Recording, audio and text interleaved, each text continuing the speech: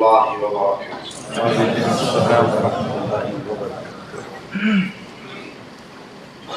إن الحمد لله نحمده ونستعينه ونستغفره ونعوذ بالله من شرور أنفسنا ومن سيئات أعمالنا. من يهده الله فلا مضل له ومن يضلل فلا هادي له. أشهد أن لا إله إلا الله وحده لا شريك له وأشهد أن محمدا عبده ورسوله. أما بعد، أعوذ بالله من الشيطان الرجيم. بسم الله الرحمن الرحيم. يرفع الله الذين آمنوا منكم والذين أوتوا العلم درجات واللہ بما تعملون خبیر.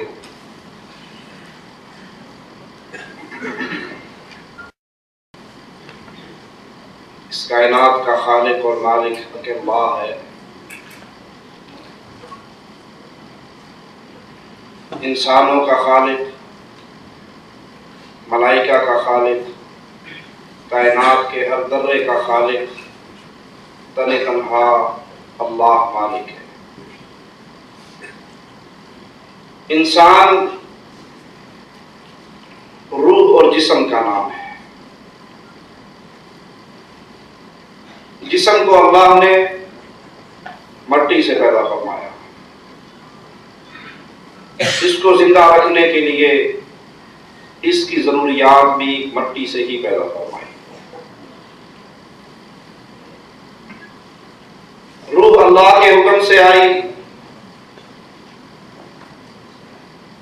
اس کو آبیاری کے لیے جس چیز کی ضرورت تھی وہ علم بھی اللہ مالک نے اپنے بندوں پر نازل فرمایا.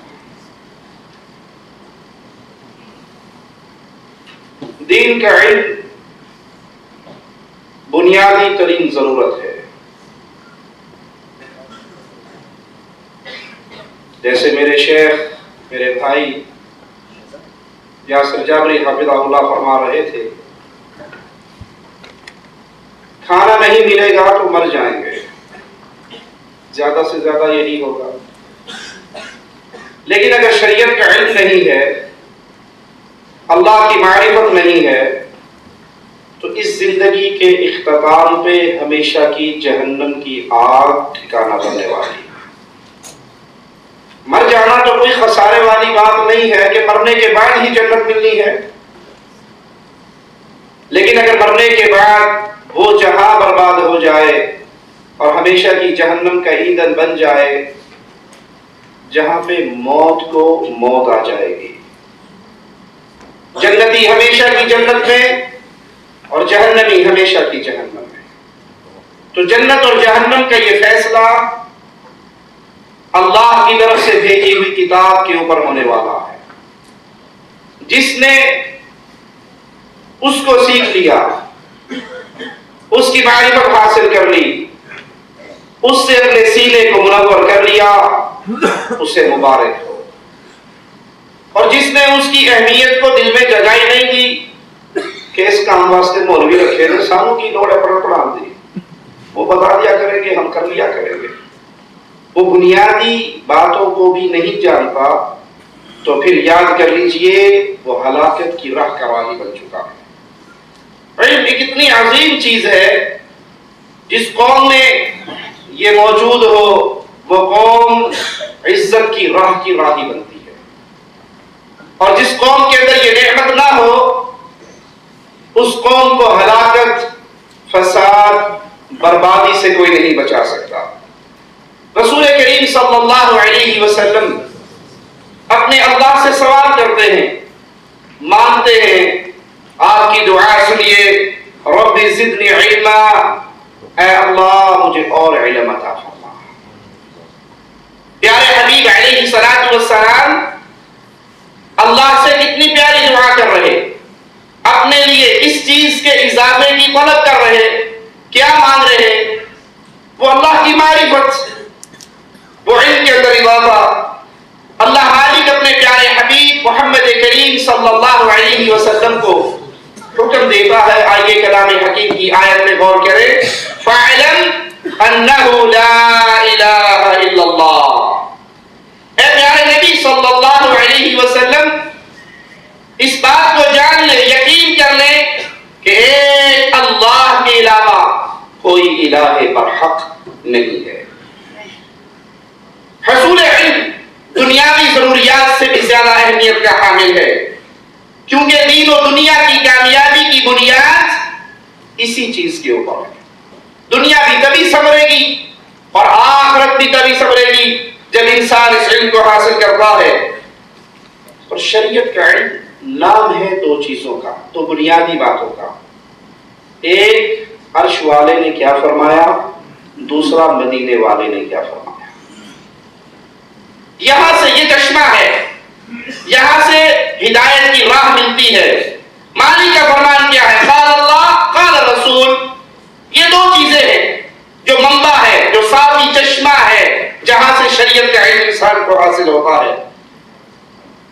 شریعت کے علم میں ایک چیز وہ ہے جسے فرض عین کہا جاتا ہے. ہر مسلمان پہ لازم ہے کہ اتنا علم حاصل کرے جو اس کے لیے فرض عین ہے. اس کی بنیادی ضروریات جس کو مان کر سمجھ کر عمل کر کے وہ مسلمان باقی رہ سکتا. مثال کے طور پہ ارکان اسلام، ارکان ایمان، یہ بنیادی ضروریات ہیں. کسی کو ارکان ایمان کا علم نہیں، ارکان اسلام کا علم نہیں، نہ وہ حاصل کرتا ہے، نہ اس کو سمجھتا ہے، نہ اس پہ عمل کرتا ہے، نہ اس کے مطابق زندگی گزارتا ہے، تو کیا خیال ہے وہ مسلمان ہے؟ بنیادی چیزیں جس کی آپ کو حاجت ہے، آپ کو ضرورت ہے، وہ آپ پہ اس کا حصول فرض عین ہے. کوئی آپ سے یہ ڈیمانڈ نہیں کرتا کہ ہر مسلمان مدرسے میں داخل ہو، 8 سال کا درس نظامی کا کورس کرے، جامعہ اسلامیہ مدینہ سے فراغت حاصل کرے، علامہ بنے. یہ ہر کسی میں فرض ہے؟ یہ ہر کسی میں فرض عین نہیں، یہ فرض کفایہ ہے. ایک قوم حاصل کر لیتی ہے تو باقیوں کی طرف سے ثابت ہو جاتا ہے. لیکن ایک علم ہے جو آپ پر، مجھ پر، ہر کلمہ پڑھنے والے پر فرض عین ہے، جس کے بغیر گزارا نہیں. اور وہ بنیادی چیزیں جس کو مان کر انسان مسلمان رہتا ہے. اور اس میں سب سے پہلی چیز اللہ کی وحدانیت کا علم ہے، لا الہ الا اللہ کی معرفت کا علم. اور آج اکثریت مسلمانوں کی ان بنیادی باتوں سے ہی غافل ہے، عقیدہ توحید سے غافل ہے، لا الہ الا اللہ کے مفہوم اور معانی سے غافل ہے. ارکان اسلام میں سب سے پہلے کیا آتا ہے؟ یہی شہادت ہے نا، لا الہ الا اللہ اور محمد رسول اللہ. پہلی چیز. مسلمان ہے قبر پہ سجدے کر رہا ہے، مسلمان ہے قبروں کا طواف کر رہا ہے، مسلمان ہے قبر پر آنے سے 100 میٹر پہلے سجدہ ریز ہوتا ہے اور جانوروں کی طرح چاروں دونوں ہاتھوں اور دونوں گھٹنوں پہ ریگتا ہوا آتا ہے کہ کسی طرح یہ بابا جی راضی ہو جائے، جس بابا جی کو پتہ بھی نہیں باہر ہون کی گیا ہے، چلا جائے بیچارہ اس دنیا سے. یہ بنیادی چیز ہے، یہ پہلی چیز ہے. لا الہ الا اللہ آپ کو مجھے کیا سکھاتا ہے؟ عقیدہ وحدانیت، لا الہ الا اللہ کا معنی کیا ہے، مفہوم کیا ہے؟ جب یہ میں پڑھ لوں میرے اوپر کیا لازم آتا ہے، کس کا انکار لازم ہے، کس کا اثبات لازم ہے. یاد کر لیجیے اس جملے کو، یہ مسلمان پر فرض عین ہے کہ وہ اللہ کو پہچانے، توحید کو سمجھے، شرک سے اپنے دامن کو بچائے. تبھی بچائے گا جب سمجھے گا. اور دوسری چیز سب سے اہم، کلمہ پڑھنے کے بعد وہ نماز ہے. نماز کسے کہتے ہیں؟ نماز رسول اللہ صلی اللہ علیہ وسلم نے کیسے پڑھی، آپ کے صحابہ نے آپ سے کیسے سیکھی، امت کو کیسے سکھائی. اور آپ اپنے معاشرے پہ نگاہ دوڑا لیں، 40 سال کا نمازی، 45 سال کا نمازی، 50 سال کا نمازی، اس بیچارے کو نماز کے بارے میں اگر آپ سوال کریں، پیارے بھائی آپ نے اللہ کے نبی صلی اللہ علیہ وسلم کی حدیث سامنے رکھ کر نماز کا طریقہ سیکھا ہے، تو یعنی مولوی صاحب نے جیسے یاد کروائی تھی بچپن میں ویسے ہی کرتا ہو، سنا ہے کہ ایسے پڑھی تھی. یہ بنیادی ضروریات ہیں، فرض عین ہے مسلمان پہ کہ وہ ان چیزوں بنیاد پر وہ اسلام کی بنیادی ڈھانچے کو مان سکے اور اس پہ عمل کر سکے۔ اسی طرح باقی مسلمانوں پر فرض کفایہ ہے کہ وہ دین کے اندر مزید ترقی کرے اور علم حاصل کرے۔ اگر ایک گروہ کر لیتا ہے اور وہ قوم کو سمجھاتا رہتا ہے تو باقیوں کی طرف سے وہ ساکت ہو جاتا ہے۔ اس کی شان کیا ہے؟ علم اور عالم اللہ کے ہاں مقام کیا رکھتے ہیں؟ آئیے مالک کا فرمان سنتے ہیں، قُلْ هَلْ يَسْتَوِي الَّذِينَ يَعْلَمُونَ وَالَّذِينَ لَا يَعْلَمُونَ۔ اے نبی آپ ان سے پوچھو کیا جاننے والا اور نہ جاننے والا، عالم اور جاہل برابر ہو سکتا ہے؟ کیا عالم اور جاہل برابر ہے؟ جاننے والا نہ جاننے والا برابر ہے؟ دوسری آیت میں غور کیجئے، يَرْفَعِ اللَّهُ الَّذِينَ آمَنُوا مِنْكُمْ وَالَّذِينَ أُوتُوا الْعِلْمَ دَرَجَاتٍ وَاللَّهُ بِمَا تَعْمَلُونَ خَبِيرٌ۔ اللہ تم میں سے بلندی دیتا ہے، بلند کرتا ہے، اٹھاتا ہے ان کو جو ایمان لے کر آئے۔ دنیا اور آخرت کی ساری بلندیاں اہل ایمان کے لیے ہیں، اہل توحید کے لیے ہیں، لا الہ الا اللہ کو سمجھنے والے کے لیے ہے۔ جو لا الہ الا اللہ کو نہیں سمجھتا، اللہ پر ایمان ویسے نہیں لاتا جیسے شریعت اسلامیہ کی ڈیمانڈ ہے، وہ دنیا کی کر و فر میں جتنا بھی ترقی کر لے، حقیقت میں وہ اس دنیا کے اندر بھی ذلیل ہے اور آخرت کی ذلت بھی اسی کے لیے ہے۔ جو اللہ کو نہیں پہچانتا، اس سے گیا پورا انسان کیا ہوگا؟ جو اللہ کی شان کو، اللہ کے مقام کو اپنے پیروں فقیروں باپوں حضرتوں مرشدوں میں بانٹتا ہے، ان کو اللہ سے بہتر بتاتا ہے۔ اللہ کی قسم، اللہ کی کائنات میں جتنی مخلوق ہے اولئک ہم شر البریہ، مشرک کائنات کی تمام مخلوقات میں سب سے گندی مخلوق ہے۔ اللہ بلند کرتا ہے، اللہ عزت دیتا ہے جن کو جو ایمان لے کر آئے۔ والذین اوتوا العلم درجات، اللہ درجے بلند کرتا ہے ان کے جن کو اللہ علم سے نوازتا ہے۔ واللہ بما تعملون خبیر، جو کچھ تم کرتے ہو اللہ کو اس کی ساری کی خبر ہے۔ مالک کا فرمان سنیے کہ علم حاصل کرنے کے بعد رزلٹ کیا نکلتا ہے؟ اس دل میں اللہ کا خوف پیدا ہوتا ہے، اللہ کا تقوی پیدا ہوتا ہے، اللہ کا ڈر پیدا ہوتا ہے، اور اللہ سے حقیقی معنوں میں ڈرتا کون ہے؟ انما یخشی اللہ من عبادہ، ڈرتے ہیں اللہ سے اس کے بندوں میں سے کون؟ علماء، جس کو علم ہے اللہ کی پکڑ کا، جس کو علم ہے اللہ کی رحمت کا، جس کو علم ہے میں جو مرضی کر لوں، میں ایک چٹان کے اندر بے سراغ چٹان کے اندر جا کے چھپ کے بھی جو کروں گا اللہ اس کو دیکھ رہا ہے۔ اپنے کمرے کی کنڈی لگا گئی تو چھوٹی سی بات ہے، میں جہاں مرضی اتر جاؤں، ہواؤں میں چلا جاؤں، فضاؤں میں چلا جاؤں، سمندروں میں چلا جاؤں، ریگستانوں میں چلا جاؤں، جہاں کوئی نہیں ہے وہاں پہ اللہ دیکھ رہا ہے۔ جس کو یہ علم مل جاتا ہے پھر اس کے دل میں رب کا ڈر، وہ ایک ایک جملے کو زبان سے نکالنے سے پہلے سوچتا ہے یہ جملہ مجھے کہاں لے کر جائے گا، بھلے دنیاوی طور پہ وہ بکریوں کا چروایا ہی کیوں نہ ہو۔ غالباً عبداللہ ابن عمر رضی اللہ عنہ سے یہ واقعہ آتا ہے کہ بکریوں کے ایک چرواہے کو دیکھتے ہیں، اس سے کہتے ہیں اس میں سے ایک بکری مجھے دے دے، بیچ دے۔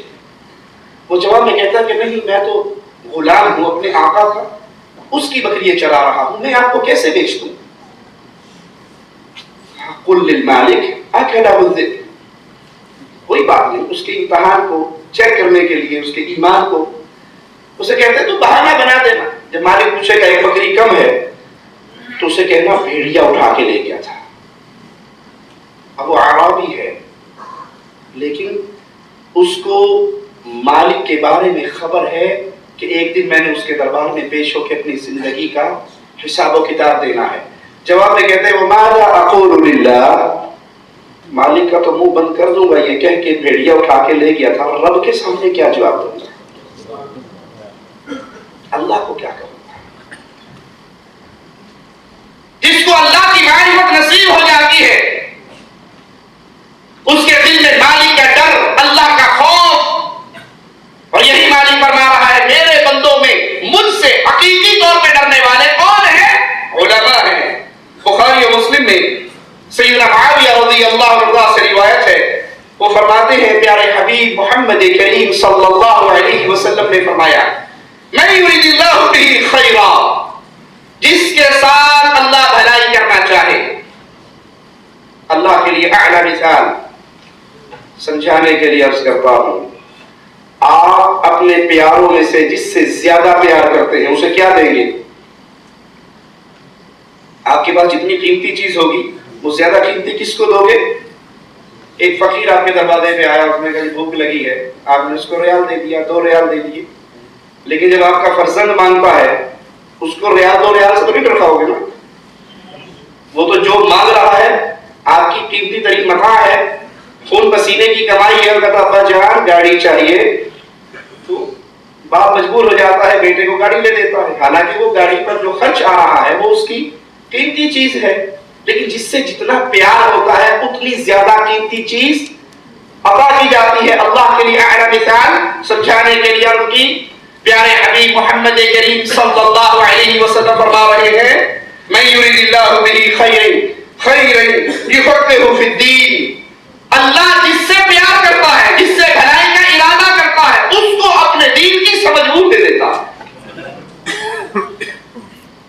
یہ حدیث ٹرننگ پوائنٹ بھی ہو سکتا ہے میرے اور آپ کے لیے.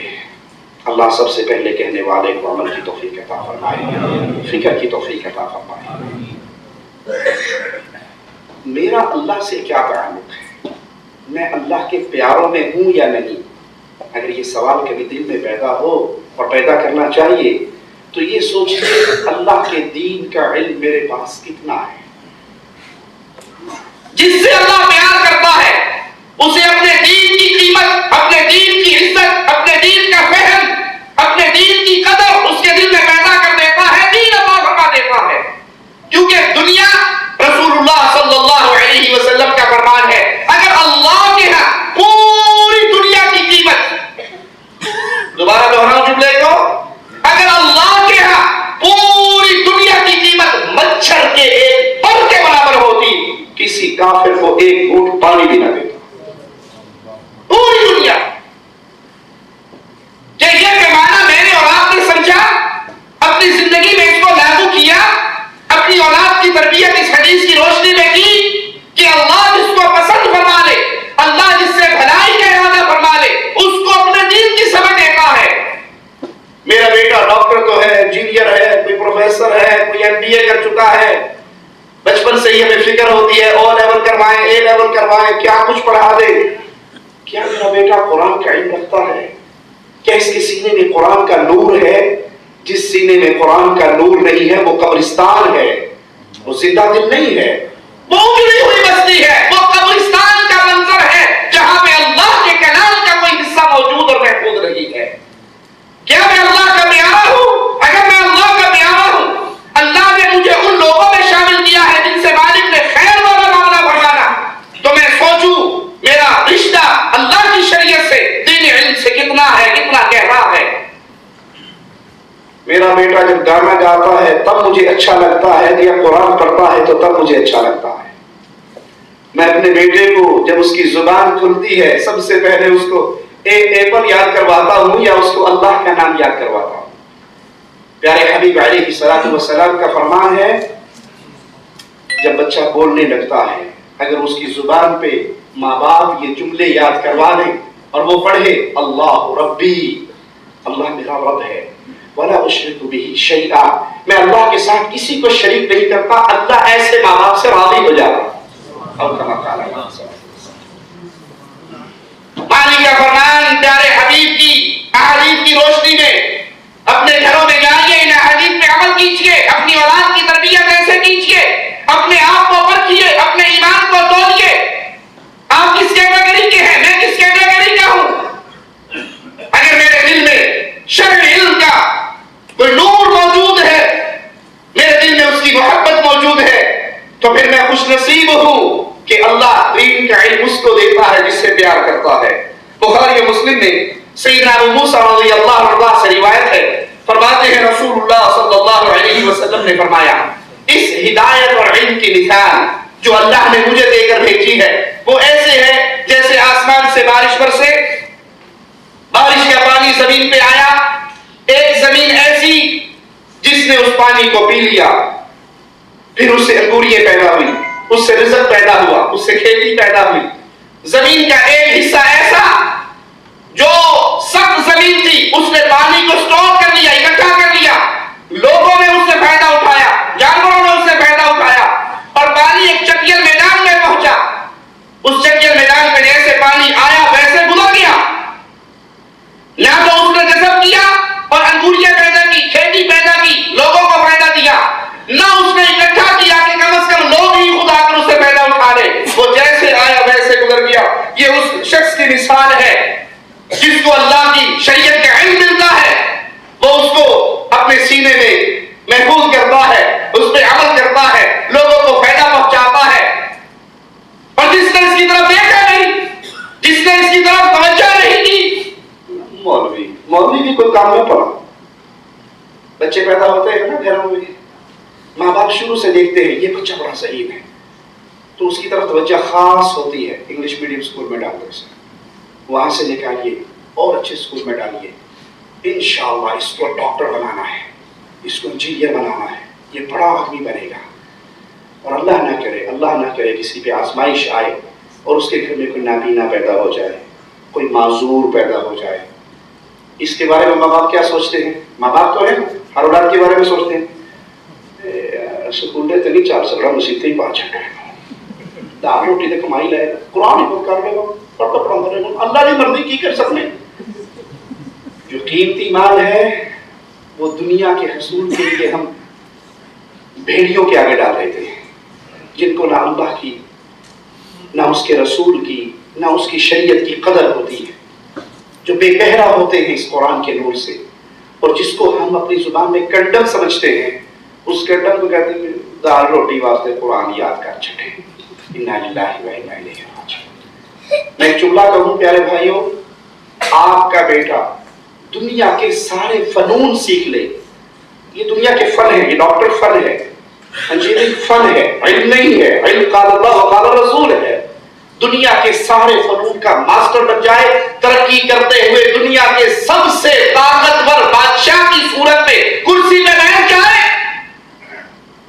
اور ایک بیٹا آپ کا کچی مسجد میں بیٹھ کے قرآن کی تلاوت کرنے والا ہو، جب آپ مر کے اس زمین کے پیٹ میں جاؤ گے، اس بادشاہ کے کسی عمل کی وجہ سے آپ کو ٹھنڈ نہیں ملے گی جتنا اس بچے کے قرآن پڑھنے سے آپ کی قبر منور ہو سکتی ہے۔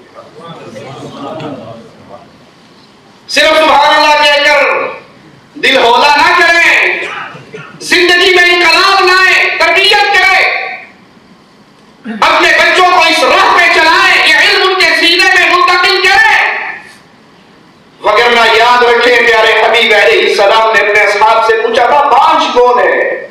کہا تھا جس کی اولاد نہ ہو وہ بانجھ ہے۔ کہا نہیں، وہ بانجھ نہیں ہے، یہ تو دنیا کی مثال ہے، بانجھ وہ ہے جس کی اولاد نہیں۔ بانجھ وہ ہے جس کو اللہ نے بیٹوں سے نوازا، بیٹیوں سے نوازا، اولاد سے نوازا، اس نے اپنے کسی بچے کو اللہ کے لیے وقت نہیں کیا، کسی بچے کو شریعت کا علم حاصل کرنے کے لیے نہیں لگایا، یہ مر جائے گا، اس کا سارا سلسلہ یہیں پہ ختم ہو جائے گا، یہ بانجھ ہے۔ سوچے ہم میں سے تو کوئی بانجھ نہیں بیٹھا، اگر بیٹھا ہے تو اللہ کے ہاں توبہ کرے، پہلے نہیں کر سکا تو اب کوشش کرے۔ کبھی دل میں یہ بات نہ لائے کہ اسلام دنیاوی فنون سیکھنے سے منع کرتا ہے، بالکل غلط بات ہے۔ دنیاوی فنون آپ جتنے مرضی سیکھیں، سکھلائیں اپنے بچوں کو، کم از کم مسلمان تو بنا لیں۔ پہلے ان کے سینے میں قرآن کا نور، احادیث رسول صلی اللہ علیہ وسلم کا نور تو داخل فرما لیں۔ یہ کام کرنے کے بعد پھر آپ اس کو دنیا کا جو چاہے فن سکھائیں۔ اسلام رہبانیت کا دین نہیں ہے کہ اسلام کے علم کو حاصل کرنے کی اگر بات کریں تو اس کا معنی یہ ہے کہ بستر اٹھا کے گھر سے نکل جاؤ، نہیں، آپ ان کو دنیا کا ہر فن سکھائے، ہر کام سکھائے، لیکن اس سے پہلے کم از کم ان کا سینہ ایمان کے نور سے منور کرے۔ رسول اللہ صلی اللہ علیہ وسلم کی یہ حدیث سامنے رکھے اور سوچے میرا سینہ اور آپ کا سینہ، میری اولاد کا سینہ وہ کس زمین کے مطابق ہے جس نے اس نور کو، اس علم کو اپنے سینے میں محفوظ کیا، اس سے لوگوں کو فائدہ پہنچایا۔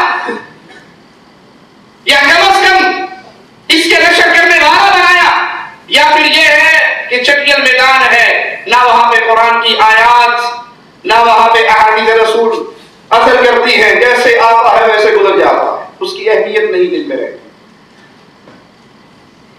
برا ہو علماء سو کا، انہوں نے بھی اپنی کوششوں سے مسلمان عوام کو علم سے دور رکھنے کی بھرپور کوشش کی۔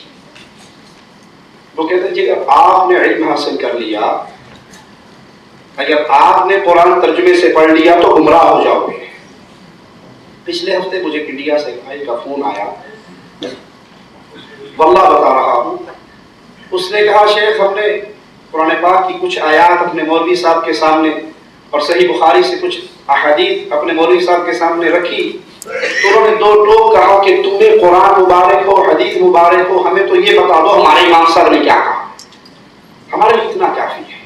یہ رشتہ توڑا ہے قرآن اور حدیث سے ان بد مولویوں نے اپنے پیٹ کے دھندے کو چلانے کے لیے۔ کوئی ضرورت نہیں قرآن پڑھنے کی، اگر پڑھو گے تو گمراہ ہو جاؤ گے۔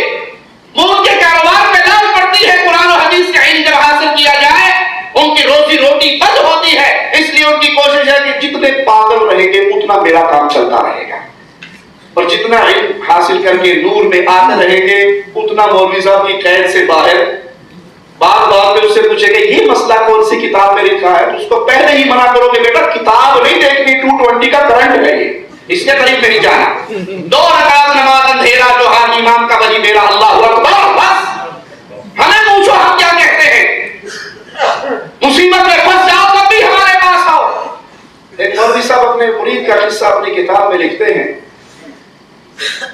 کہ وہ بیچارے کی شادی ایک حافظہ سے ہوگی، قرآن کی حافظہ تھی،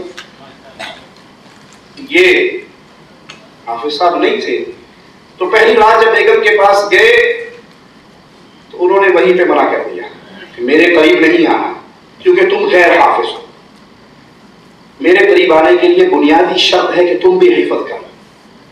اب حفظ کرنا کوئی 1-2 رات کا کام تو نہیں ہے، یہ پڑھنے پہ گیا بیچارہ کہ مسے بیاہ ہو ایسی اٹھ کے ڈیڑھی آنے دی کہ حافظ بنو گے تو قریب آنے دوں گی بگرنا نہیں۔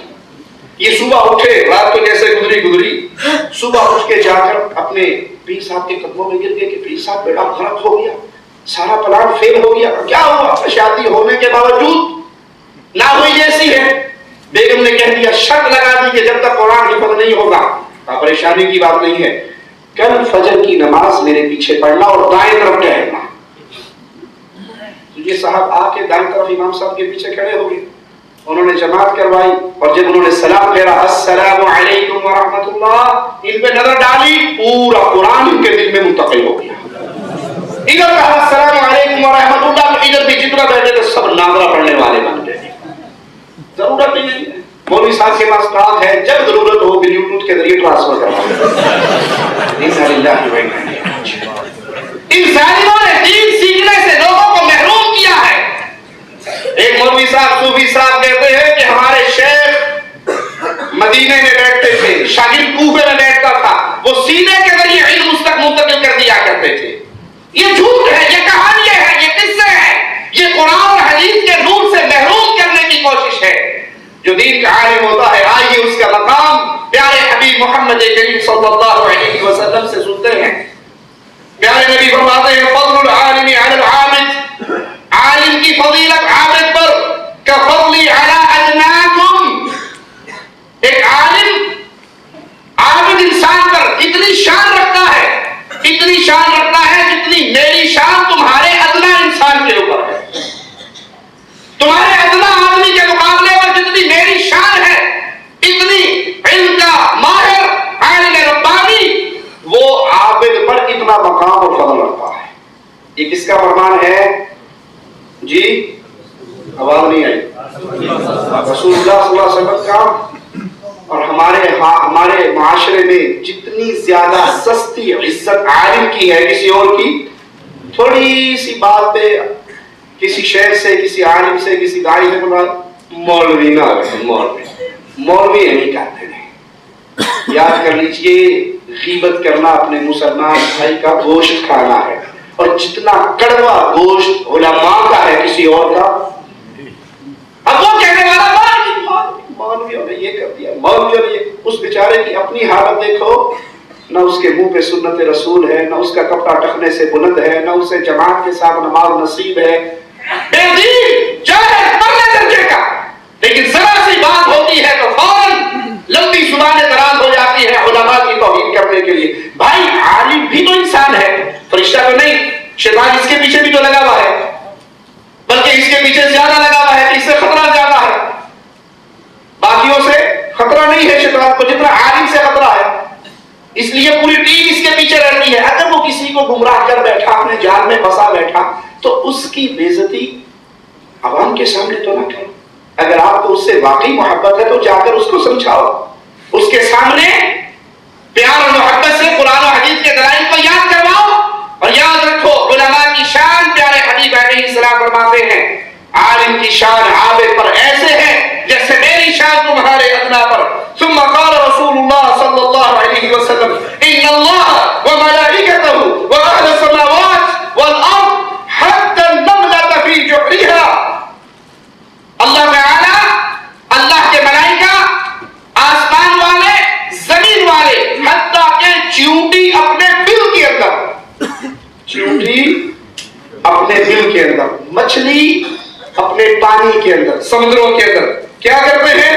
لا يصلون على معلم الناس الخير، وہ درود و سلام پڑھتے ہیں، دعائیں کرتے ہیں، اللہ رحمتوں کا نزول فرماتا ہے، ملائکہ رحمت کی دعا کرتے ہیں، آسمان والے، زمین والے، درندے پرندے چرندے چونٹیے مچھلیے ان کے لیے خیر کی دعا کرتی ہیں اپنے اللہ سے، جو لوگوں کو خیر سکھاتے ہیں، جو لوگوں کو دین سکھاتے ہیں، جو لوگوں کو اسلام سکھاتے ہیں، جو لوگوں کا چہرہ دنیا کی درگاہوں سے توڑ کے ایک اللہ کی طرف موڑتے ہیں، ان کے لیے دعائیں اللہ کی تمام مخلوق کرتی ہے، حتیٰ کہ چونٹیاں بھی کرتی ہے، مچھلیاں بھی کرتی ہیں۔ یہ شان ہے علماء کی، یہ شان ہے دینداروں کی، یہ شان ہے اسلام کے پیغام کو آگے پہنچانے والے کی۔ ہمارے یہاں تو شان ہوتی ہے کہ دنیا کی تعلیم حاصل کرتا ہے، کسی سے پوچھو وہ میڈیکل کا اسٹوڈنٹ ہو، کہاں پڑھتے ہیں؟ میڈیکل کالج میں، اور کسی مولوی صاحب اسی کی طرف مدرسے جانا، میں مدرسے پڑھنا۔ معاشرہ ہی ایسا بن گیا، لوگوں کا مزاج ایسا بن گیا، قرآن پڑھنے والا احساس سے کمتری میں سر جھکا کر کہتا ہے مدرسے جانا، اور بیالوجی پڑھنے والا، فزکس پڑھنے والا، کیمسٹری پڑھنے والا، MBA کرنے والا وہ سینہ چوڑا کر کے میں نے ڈاکٹریٹ کی ہے امریکہ سے۔ بھائی میری ڈاکٹریٹ قرآن پڑھنے والے کی پاؤں کی جوتی کے برابر بھی نہیں ہے۔ محمد کریم صلی اللہ علیہ وسلم فرماتے ہیں خیرکم، کائنات میں سب سے بہتر وہ ہے جو قرآن پڑھتا ہے، پڑھاتا ہے۔ یہ شعور حاصل کیجئے، اپنی اولاد کو اس راہ پہ لگائیے۔ خاص طور پہ ان بھائیوں سے کلام ہے جن کو اللہ نے مال کی نعمت سے نوازا ہے، آپ اپنی اولاد کو جب دین کے علم کی طرف چلائیں گے، یہ علماء بنیں گے، یہ لوگوں کو دعوت دین دیں گے، جتنا کام یہ کر سکتے ہیں شاید کسی دوسرے سے کیوں؟ اللہ نے آپ کو مال کی دولت سے نوازا ہوا ہے، آپ کے بیٹے کو ضرورت نہیں ہے کہ وہ کسی کے ماتھے میں پڑے ہوئے بد کو دیکھے، اور جو بیچارہ مجبور ہے، جس میں جمعہ پڑھانے کے بعد، تبلیغ کرنے کے بعد، درس دینے کے بعد، مہینے کے بعد تنخواہ لینی ہے مولوی صاحب سے، مولوی صاحب نے مسجد کی انتظامیہ سے، اب مسجد کا چیئرمین داڑھی مونڈ ہو، یا مسجد کے چیئرمین کے گھر میں ڈش اینٹینا ہو، یا اس کی بیوی بے پردہ ہو، یا اس کی بیٹیاں خود ڈرائیونگ کر کے اکیلی باہر جاتی ہو، یا وہ ایجوکیشن میں پڑھتی ہو، مولوی صاحب اس مسئلے کو چھیڑ سکتا ہے؟ اسے پتا ہے جمعہ ختم ہوتے ہی فارغ کر دے گا، پھر پریشان ہو جاؤ گا۔ یہ آپ کی ذمہ داری ہے، اللہ نے آپ کو مال دیا ہے، آپ کا بیٹا بغیر لالچ کے، بغیر ڈر کے، بغیر خوف کے شریعت کا پیغام اچھے طریقے سے پہنچا سکتا ہے۔ اپنی اولاد کو اس راستے پہ چلائیے۔ ابو داؤد ترمذی میں سیدنا ابو درداء رضی اللہ عنہ سے روایت ہے کہ میں رسول اللہ صلی اللہ علیہ وسلم کو یہ فرماتے ہوئے سنا، جو شخص ایسے راستے پہ چلے جس میں وہ دین کا علم تلاش کرے تو اللہ تعالیٰ اس کے لیے جنت کا راستہ آسان کر دیتا ہے۔ اگر کوئی قرآن پڑھنے کے لیے جا رہا، حدیث سیکھنے کے لیے جا رہا، تو وہ مدرسے کا راستہ نہیں ہے، وہ مسجد کا راستہ نہیں ہے، حقیقت کے اندر وہ جنت کی راہ ہے۔ اللہ اس کے لیے جنت کے راستے کو آسان کر دیتا ہے، اور فرشتے طالب علم کے لیے اس کے عمل سے خوش ہو کر اس کے قدموں کے نیچے، پاؤں کے نیچے اپنے پر بچھا دیتے ہیں۔ کون؟ اللہ کے فرشتے تابعین کے قدموں میں پر بچھاتے ہیں. یہ دنیا کے علم حاصل کرنے والے اگر دنیا کی ترقی پہ پہنچ بھی جائیں بلند مقام پہ تو ان کو جو سلوٹ مارتے ہیں وہ لائف میں نہیں ہوتا کہ دل سے مارے. وہ دل میں گالی دیتے ہیں کہ دیر نہ ہے گھنٹے دار سے مٹ گیا پہلی پلاک ہوتی ہے نا, بادشاہ گزرتے ہیں, امیر گزرتے ہیں, وزیر گزرتے ہیں, ٹھیک ہے, تو لازم نہیں ہے کہ ان کے استقبال کے لیے جو کھڑا ہے وہ دل سے کھڑا ہو, ذرا مجبور ہے آرڈر کی وجہ سے. لیکن جو اللہ کا, شریعت کا, قرآن کا نور لینے کے لیے لانے کی احکامات کے عمل کرتے ہوئے جا رہا ہے, وہ بھلے کچی مسجد میں جائے, کچے راستے میں جائے, ملائکہ اس سے خوش ہوتے ہیں, اپنے پروں کو اس کے قدموں کے نیچے بچھا دیتے ہیں. اور عالم کے لیے آسمان اور زمین کی ہر چیز, حتیٰ کہ مچھلیاں اپنے پانی کے اندر, چونٹیاں اپنے دلوں کے اندر دعا کرتی ہیں. اور عالم کی فضیلت عابد پہ ایسے ہے جیسے چاند کی فضیلت سارے ستاروں پر ہے. علماء انبیاء کے وارث ہوتے ہیں, اور انبیاء مال و زر, درہم و دینار چھوڑ کر نہیں جاتے, علم چھوڑ کر جاتے ہیں. اور حقیقت میں علماء ہی انبیاء کے وارث ہوتے ہیں. جس نے وہ علم حاصل کیا اس نے فضل و کرم کا بہت بڑا حصہ پا لیا. دین اسلام کے ماخذ کیا ہے؟ ہم اگر شریعت کا علم حاصل کریں تو کہاں سے ملے گا؟ دو بنیادی اور اساسی چیزیں, اللہ کا کلام اور محمد رسول اللہ صلی اللہ علیہ وسلم. دین اسلام سراپا ہدایت ہے, سراپا نور ہے. یہ نور ہدایت ہے, یہ شرک کے اندھیروں کو مٹا دیتا ہے, کفر کے اندھیروں کو مٹا دیتا ہے, ایمان کی روشنی کو جگمگا دیتا ہے. اس رحمت کو, اس ہدایت کو بھیجا کس نے ہے؟ اشوار اللہ. مالک کا فرمان سنیے, فَإِمَّا يَأْتِيَنَّكُم مِّنِّي هُدًى فَإِمَّا يَأْتِيَنَّكُم, آئے گی تمہارے پاس ہدایت کس کی طرف سے؟ منی, میری طرف سے جب ہدایت آئے, فَمَنِ اتَّبَعَ هُدَايَ فَلَا يَضِلُّ وَلَا يَشْقَىٰ, جب اللہ کی طرف سے ہدایت آئے تو جو اس پہ عمل کرے گا نہ وہ گمراہ ہوگا نہ وہ بدنصیب رہے گا.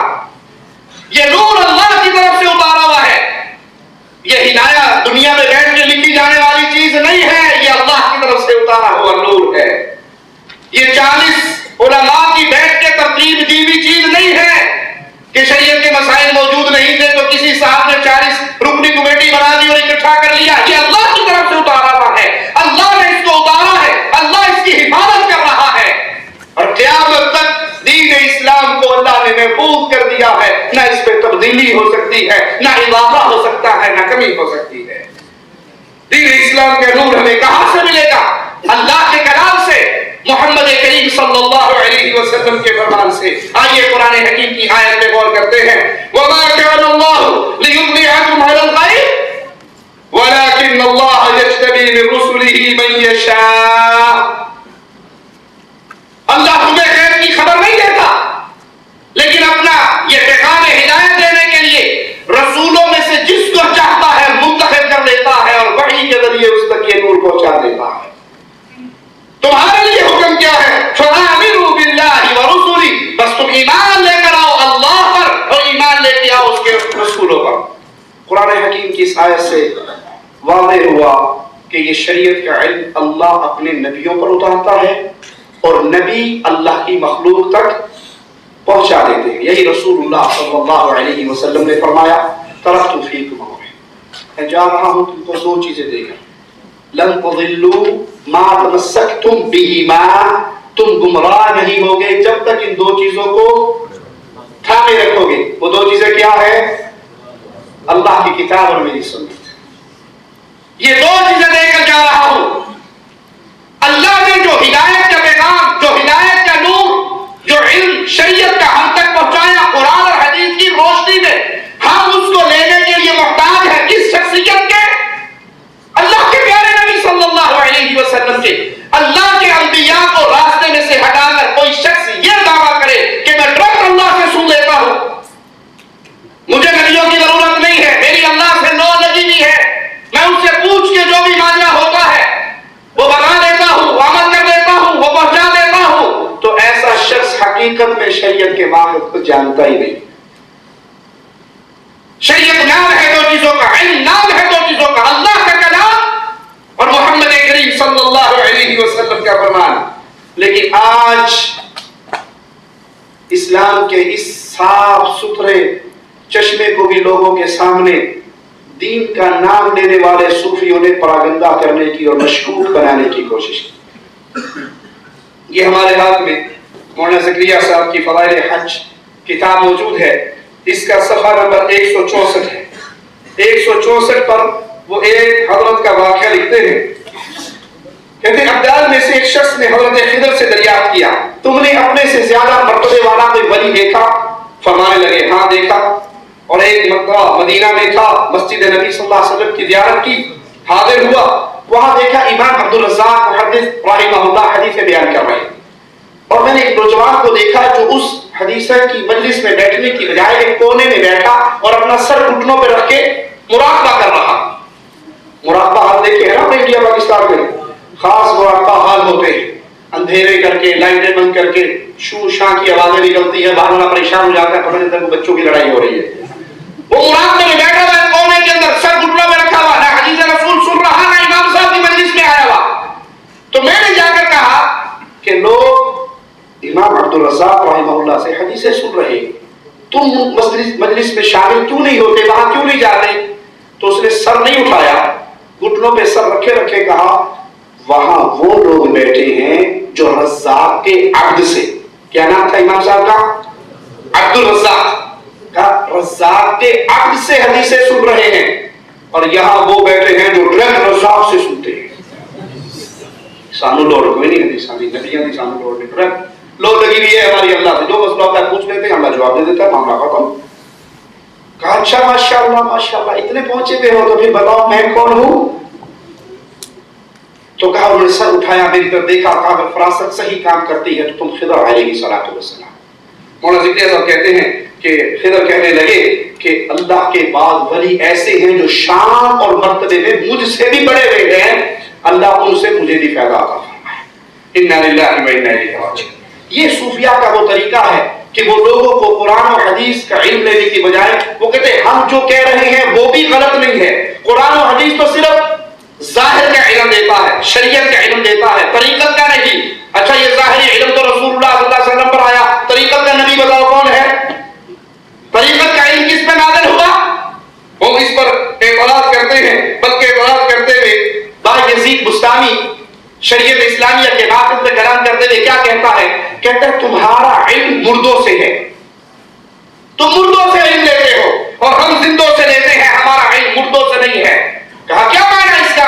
کیا تم حدیث بیان کرتے ہو فلاں محدث نے اپنے استاد سے سنی، اس نے فلاں سے سنی، اس نے فلاں سے سنی، یہ امام صاحب کا ہے فوت ہو گئے، ان کے استاد کا ہے فوت ہو گئے، ان کے استاد کا ہے فوت ہو گئے، صحابی رسول کا ہے فوت ہو گئے، رسول اللہ صلی اللہ علیہ وسلم فوت ہو گئے، تو تمہاری یہ سند ساری مردوں سے ہے، تمہارا علم مردوں کا ہے جس کی ہمیں ضرورت نہیں، ہمارا علم زندوں کا ہے. کہا وہ کیسے؟ کہا میں زندہ ہوں، میں کہتا ہوں میرا دل روایت کرتا ہے میرے اللہ سے، اللہ بھی زندہ ہے، میں بھی زندہ ہوں.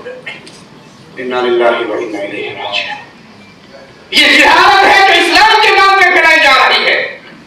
یہ اسلام کے اس چشمے کو مشکوک کرنے کی کوشش ہے کہ لوگوں کو احادیث سے الگ کر دو، لوگوں کو رسولوں سے، ان کی حاجات سے دور کر دو کہ کوئی ضرورت نہیں، نبی آئے یا نہ آئے. ایک مقام ہے تصوف میں، جب وہاں پہنچ جاؤ تو ایسا بندہ ڈائریکٹ اللہ سے پوچھ سکتا ہے اور اللہ سے سوال کر سکتا ہے.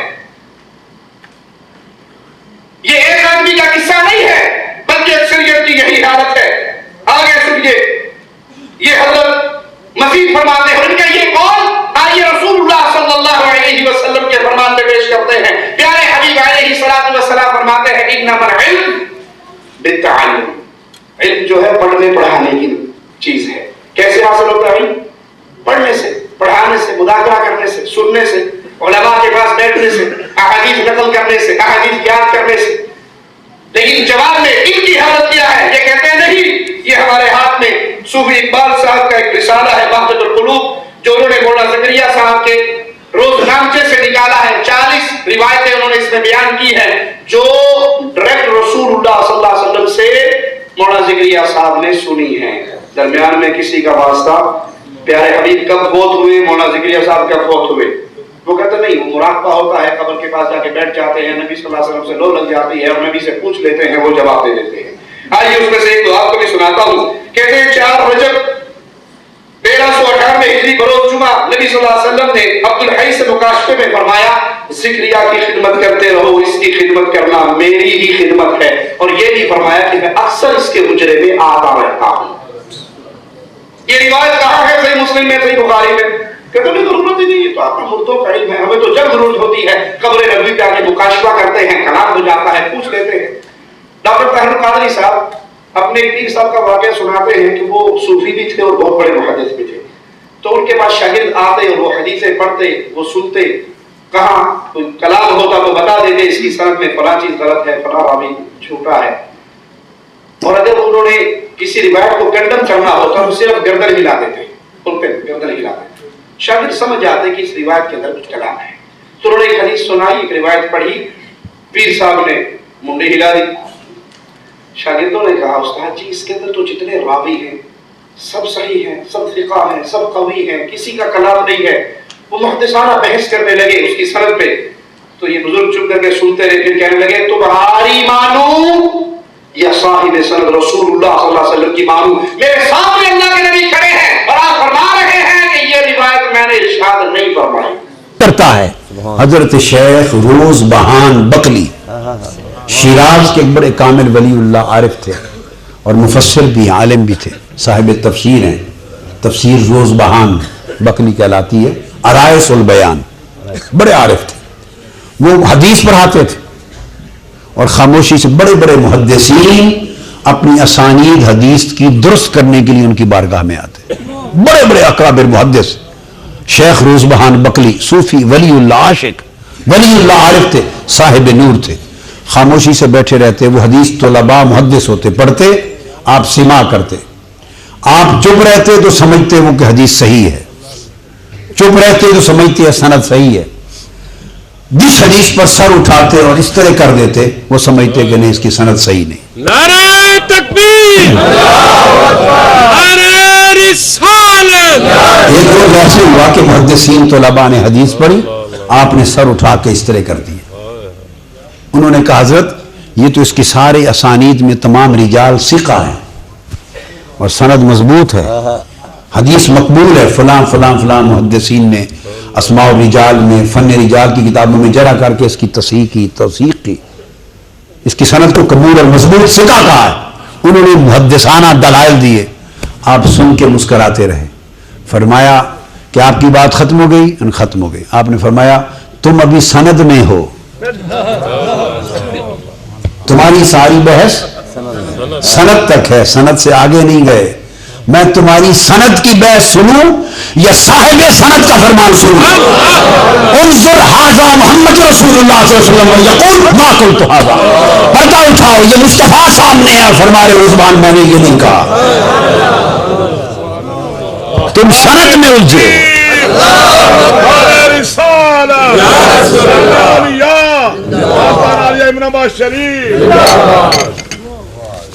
فرمایا تم تو فرق یہ ہے عالم اور عارف میں، عالم سند میں رہتا ہے، عارف صاحب سند کی بارگاہ میں رہتا ہے، عالم اسانید میں رہتا ہے، عارف مسابی میں رہتا ہے، عارف مفاتی میں رہتا ہے۔ تو فرمایا جب نور ملتا ہے تو اس سے حجابات اٹھ جاتے ہیں، نور ملتا ہے تو اس سے حجابات اٹھ جاتے ہیں، حجابات اندھیرا تھا، لہذا نور اور اندھیرا ایک جگہ یکجا نہیں رہتا، تو فرمایا وہ لوگ، یہ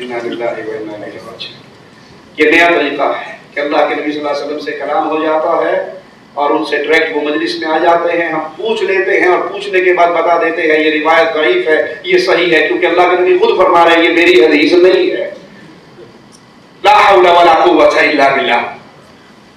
سفر 1400 ہجری میں دوپہر کو نبی صلی اللہ علیہ وسلم مدرسہ علوم شریعہ کے کمرے میں تشریف لائے، قیام کا حضرت شیخ میں، اور فرمایا میں شیخ کو ظہر کی نماز پڑھانے کے لیے آیا ہوں۔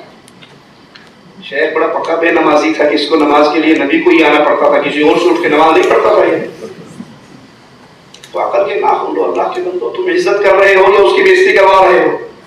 کال رجب 1400 ہجری بعد نماز عشاء حضرت عبدالحفیظ نے صلاۃ والسلام کے بعد شیخ کی طرف سے حضور سے عرض کیا کہ حرمین شریفین کا رمضان چھوڑ کے پاکستان فیصل آباد جا رہا ہوں تاکہ وہاں لوگوں کو اللہ اور اس کے حبیب کا نام اس کے لیے دعا فرمائے. تو اللہ کے نبی صلی اللہ علیہ وسلم نے فرمایا اس سے بڑھ کر کون سا کام ہو سکتا ہے. پھر فرمایا حرمین کا ثواب تو انشاءاللہ کہیں نہیں گیا. پھر بہت دیر تک دعا فرماتے رہے اور اس کے بعد بڑے وقار سے فرمایا کہ ہمیں تو فیصل آباد کا خود بھی اہتمام ہے. کوئی فیصل آبادی یا بیٹھا ہو تو اسے مبارک ہو بھائی. کہا ہمیں تو فیصل آباد کا خود بھی اہتمام ہے, انشاءاللہ اپنے عصا سمیت میں وہاں پر موجود رہوں گا. یہ وہ تحریک ہے جو شریعت اسلامیہ کے مبارک چشمے کو مشکوک بنانے کے لیے, پراگندہ کرنے کے لیے چلی ہے. صوفیاء نے چلائی اور باطنیوں نے چلائی اور آج تک چلا رہے ہیں.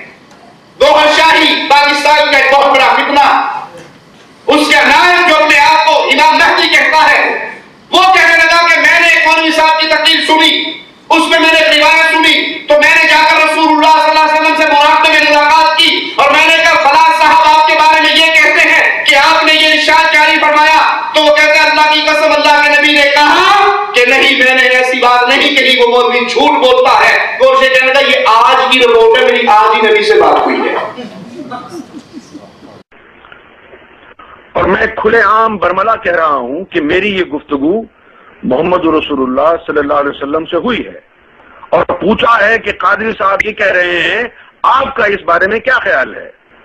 میں نے راست ان سے گفتگو کی ہے, آپ کی بتائی ہوئی تعلیم کو میں نے محمد رسول اللہ صلی اللہ علیہ وسلم کے سامنے رکھا ہے, کیونکہ میں نے آپ کی تقریر میں سنا ہے یہ کہتے ہوئے کہ جو حضور صلی اللہ علیہ وسلم کا ادنا ترین صحابی ہے وہ افضل ترین ولی سے بھی زیادہ افضل ہے.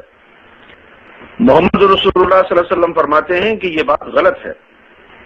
دین کے نام میں بے دینی پھیلانے والا اور اللہ کے نبی صلی اللہ علیہ وسلم یوں آپ سے باتیں کر کے آپ کو حقائق بتانے لگے اور یہ ممکن ہو تو بتائیے جب سیدہ عائشہ رضی اللہ تعالی عنہا حضرت علی کی فوجیں دونوں کی آمنے سامنے ہوئی تھی, انہوں نے جا کے اللہ کے نبی سے مشورہ کیوں نہیں کر لیا تھا. حضرت حسین نکلے تھے مدینے سے, انہوں نے آ کر قبر مبارک میں مشورہ کیوں نہیں کر لیا تھا. شریعت کے ماخذ قرآن اور حدیث پھر یہ بنیادی ہے, اس کے بعد جو شرعی ماخذ ہے وہ اساسی نہیں ہے, اساس قرآن اور حدیث ہے. سنت سے مراد رسول اللہ صلی اللہ علیہ وسلم کے اقوال, آپ کے افعال, آپ کی تقریر جو آپ کے سامنے عمل ہو اور آپ اس پہ خاموش رہے, وہ بھی دین ہوتا ہے, سنت ہے. کتاب و سنت کے اور اسلام کے بنیادی ماخذ یہ ہے, ان کا مفہوم یہ ہے کہ مسلمان اللہ تعالیٰ کے نزدیک قابل قبول عمل کرنے کے لیے احکامات میں, ہدایات میں ان دونوں سے رجوع کرے گا, ان دونوں سے احکامات لے گا, ان دونوں سے وسائل لے گا. اسی طرح کتاب و سنت کے شرعی ماخذ ہونے کا مطلب یہ بھی ہے کہ صحیح اسلامی زندگی گزارنے کے لیے اور دینی احکام معلوم کرنے کے لیے ان دونوں کے ساتھ بیک وقت رجوع کیا جائے گا. قرآن کیا کہتا ہے, فرمان مصطفیٰ صلی اللہ علیہ وسلم کیا فرماتا ہے, کیونکہ قرآن حکیم میں پیارے نبی علیہ الصلوۃ والسلام کے فرائض منصبی اللہ نے بیان کیے ہیں, اور وہ تین ہیں: تبلیغ دین, تفسیر کتاب, تشریع. قرآن حکیم کی آیت پہ غور کیجئے, ربنا وابعث فیہم رسولا منہم یتلو علیہم آیاتک ویعلمہم الکتاب والحکمۃ ویزکیہم انک انت العزیز الحکیم.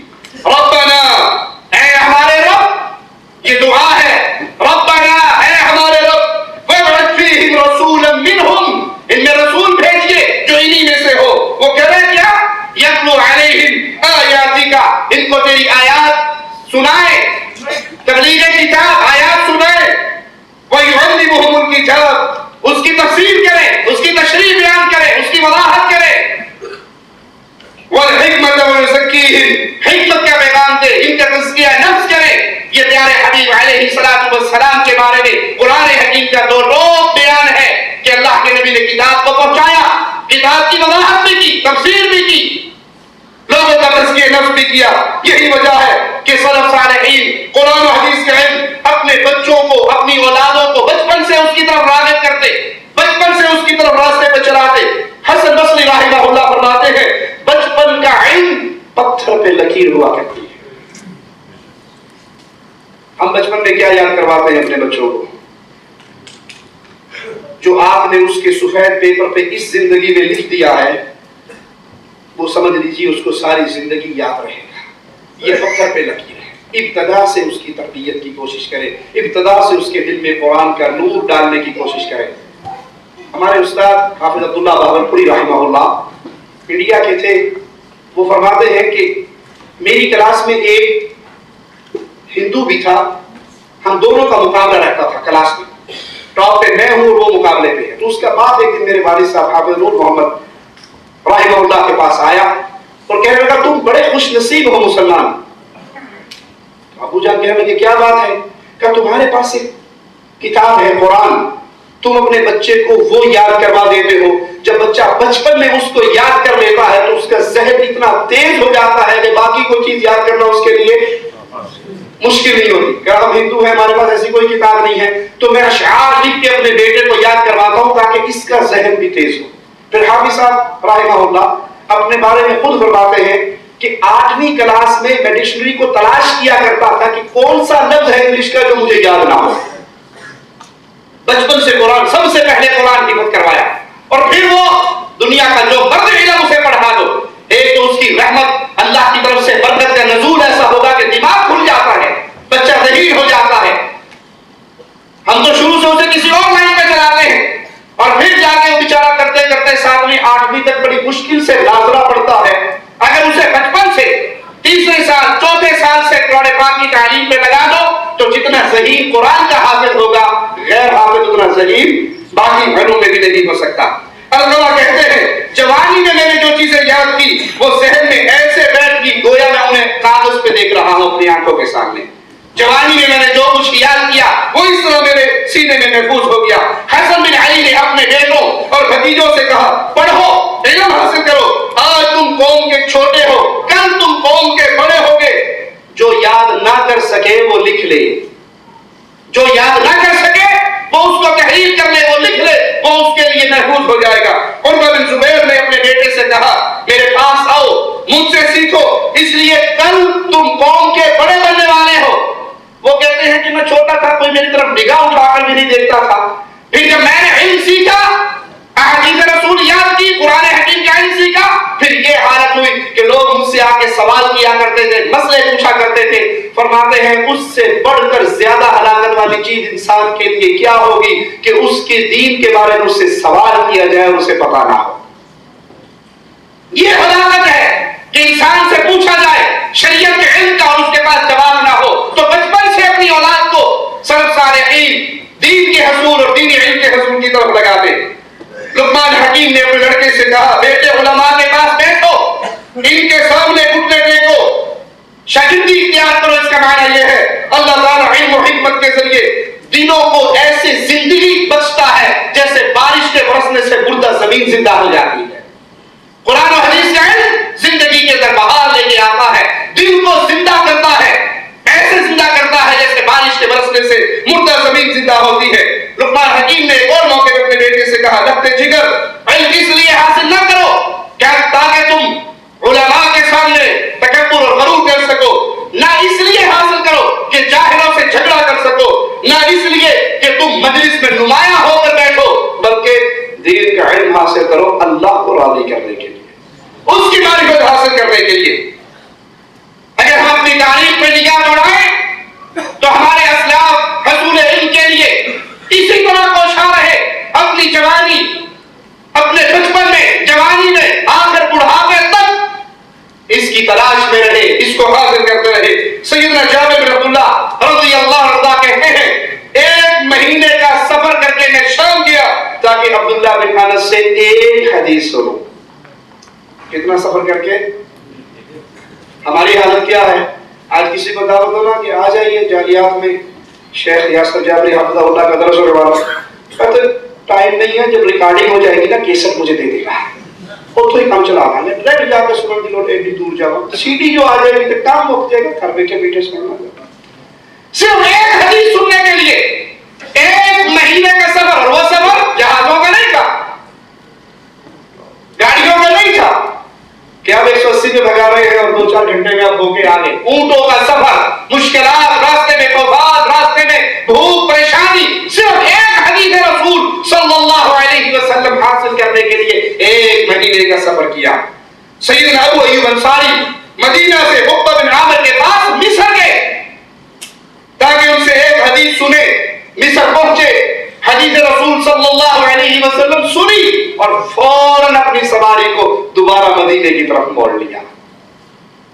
ایک حدیث کیا, علم حاصل کرنے کے لیے اتنے لمبے سفر کیے اور پھر وہاں خیال نہیں کیا کہ میری نیت تھی اللہ کے پیارے نبی کا وہ فرمان سننا, وہ حاصل ہو گئی, میرا مقصد پورا ہو گیا اور فوراً واپس مدینے کے لیے روانہ ہو گئے. ابو العالیہ کہتے ہیں کہ ہم صحابہ کرام کے واسطے سے حدیث سنتے, اپنے استاد سے سنتے کہ فلاں صحابی نے روایت کیا, پیارے حبیب علیہ السلام نے یوں فرمایا, فلاں صحابی کی روایت ہے, پیارے نبی صلی اللہ علیہ وسلم سنوں نے یوں سنا. کہا پہلے ہم حدیث سنتے, پھر جب ہم صحابہ کا نام سنتے تو پھر جا کر ان صحابہ کے پاس سفر کر کے جاتے, ان سے وہ روایت سنتے. حدیث تو سن لی, اب صحابہ کے پاس اپنی سند کو بلند کرنے کے لیے پہلے کسی کے واسطے سے سنی تھی, پھر ڈائریکٹ صحابی سے سننے کے لیے صرف سند کی بلندی کے لیے ہم ان کے پاس جاتے, سفر کرتے اور ان سے وہ حدیث رسول سنتے. سوچ لیجیے ہماری کیفیت کیا ہے, سلف صالحین کی جہود کیا تھی. ایک ایک حدیث کے لیے 1 مہینے کا سفر. حصول علم کے سلسلے میں سلف صالحین کی اگر حالت دیکھیں تو انتہائی حیرت انگیز. انہوں نے اپنے اوقات سے فائدہ اٹھایا. یہ وقت, یہ زندگی جو مجھے اور آپ کو ملی ہے, یہ امانت ہے. اس کے ایک ایک لمحے کا مجھ سے اور آپ سے سوال ہونا ہے. انسان کے قدم مالک کے سامنے سے اس وقت تک نہیں ہلیں گے جب تک وہ اللہ کے سوالوں کا جواب نہیں دے گا. اور اس میں ایک سوال کیا ہے, جوانی کے ایام زندگی کے کہاں گزار کر آیا. پھر کیا رہے گا جواب, جیو ٹی وی پہ پاکستان میں کیا ہو رہا تھا وہی دیکھتا رہا,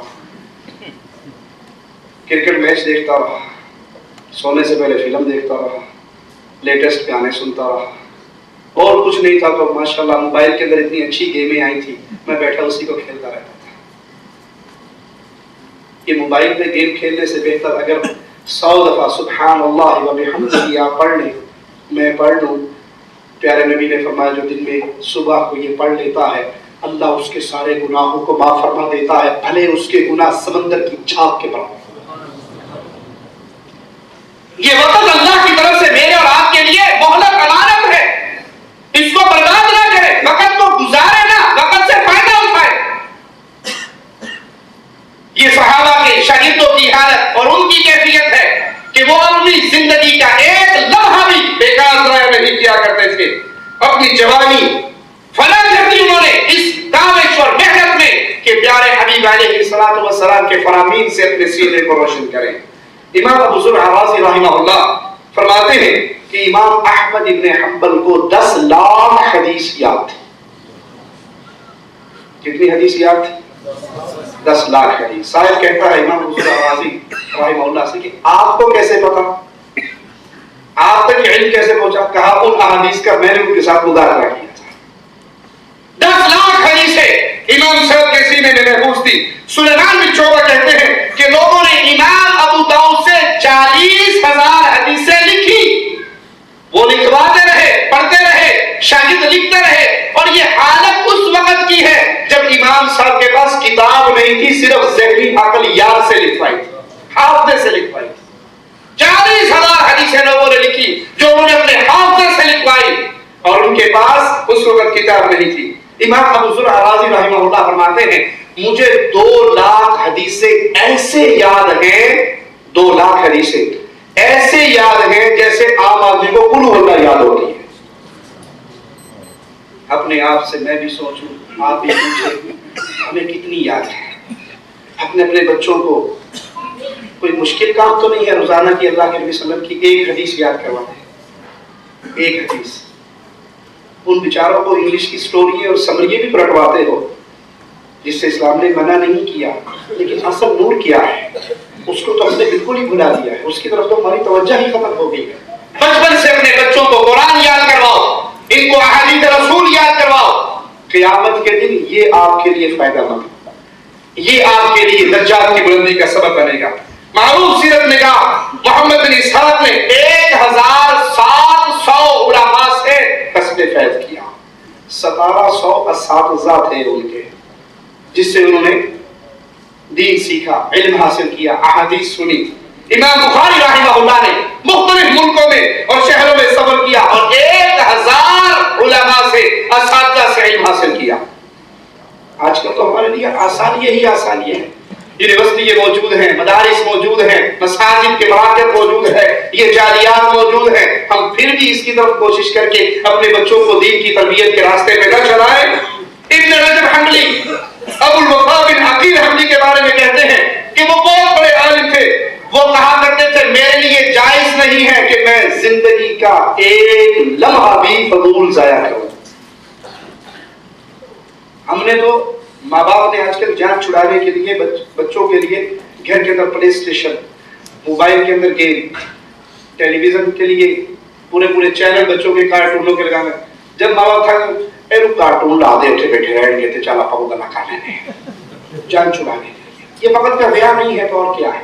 یہ بچوں کو موبائل پہ گیمیں کھلانا وقت کا ضیاع نہیں ہے تو اور کیا ہے؟ اسی وقت. لیکن یہ اوکھا کام ہے, مشکل کام ہے کہ بچوں کو ماں کو بیٹھ کے قرآن یاد کروانا پڑے گا, باپ کو توجہ دینی پڑے گی, خرچ کرنا پڑے گا, محنت کرنی پڑے گی. تو جان چھڑانے کے لیے بچوں کو شروع سے وقت برباد کرنے والا بناتے ہیں. ان کو کھیل کود میں لگا دیا, کارٹون میں لگا دیا, گندے چینلز کے سامنے بٹھا دیا. کوئی پرواہ نہیں ہے, وہ ساز آ رہا ہے اس میں, وہ تصویریں آ رہی ہے, جو کچھ بھی ہے. ہماری جان تو چھٹی ہوئی ہے نا, ہم تو ایک سائڈ پہ پرسکون ہیں.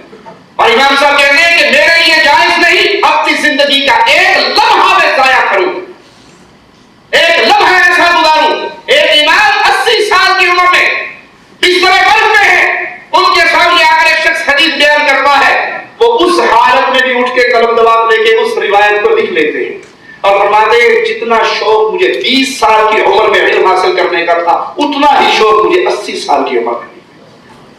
یہ ہمارے اسلاف ہے, یہ ان کی جہود ہے علم حاصل کرنے کے لیے, یہ ان کی کوششیں ہیں. ان کے حصول میں یوں زندگی شب و روز گزارنے کے واقعات ہمارے لیے روشنی کا مینارہ ہے. اس حسین کردار کو سامنے رکھ کے اللہ کے لیے سوچ کے, اور اللہ سب سے پہلے کہنے والے اور سننے والوں کو سوچنے کی توفیق عطا فرمائے کہ ہم علم سے کتنے دور ہیں. ان کی زندگی کیسے گزرتی تھی, ان کے شب و روز کیسے گزرتے تھے. امام بخاری رحمہ اللہ جب تک ہمت ہوتی مسائل لکھتے رہتے, تو جب تھک جاتے پھر لیٹ جاتے, اور لیٹ کے اپنے ذہن میں جو ان کے مسائل آتے سوچ و بچار کرتے ہوئے, تو رات کو بعض روایات میں ہے کہ 20 مرتبہ وہ اٹھتے اور اٹھ کے جو ان کے ذہن میں مسئلہ آتا, حدیث سے جو چیز سمجھ آتی اس کو تحریر میں لے آیا کرتے تھے. یہ ہمارے اسلاف کا کردار ہے, یہ ان کا چمکتا ہوا راستہ ہے. آج دینی علم کی قدر و قیمت ختم ہے, دنیاوی فنون کی بڑی عزت ہے, اس کو حقارت کی نگاہ سے دیکھا جاتا ہے. اور میں تمہیں بتاؤں, قرآن سیکھنے والے, حدیث سیکھنے والے, وہ دنیاوی فنون کے مقابلے پہ حقیر نہیں ہے اللہ کی قسم, بلکہ ان کی عزت اگر سننا چاہتے ہو تو سنو, قیامت کا دن ہوگا, قرآن کے ماہر کو بلایا جائے گا اور اسے کہا جائے گا انسانوں سے نکل کے فرشتوں کی صف میں کھڑا ہو جائے. اللہ کے لیے اعلیٰ مثال, اللہ اس بندے سے کہے گا قاری قرآن سے, ماہر قرآن سے, حافظ قرآن سے, عالم قرآن سے, نکل یہاں سے, وہاں کھڑا ہو جا اور پڑھنا شروع کر دے قرآن. جنت میں جانے کا مسئلہ ہوا ہے, اب قرآن پڑھتا جا, جنت میں چڑھتا جا. ہر آیت میں تجھے درجہ مل رہا ہے, بلندی مل رہی ہے. جہاں تیری زبان سے آخری آیت نکلے گی جنت میں وہی تیرا ٹھکانہ ہوگا. ہم جتنے یہاں بیٹھے ہیں, انڈیا کے ہیں, پاکستان کے ہیں, بنگلہ دیش کے ہیں, اگر آپ میں سے کسی بھائی کو سعودی نیشنلٹی مل جائے, وہ بد نصیب ہے یا خوش نصیب؟ جی پھولے ہوئے نہیں سمائے گا نا, چھوڑا ہو کے چلے گا پیچھے, اور میں سعودی ہو گیا پاکستان. وہ یہاں ہی چھوڑ دے گا بیچارہ, عزیزیہ کا رہنے والا, تو کہیں اور جا کے رہے گا پاکستان میں. اجانب کے ساتھ مجھے اچھا نہیں لگتا ہے. سوچو ذرا, غور کرو, قیامت کے دن اس کی شان کتنی ہے جو ماہر قرآن ہے, اسے کہا جائے گا انسانوں کو چھوڑ جا کے فرشتوں میں کھڑا ہو جا.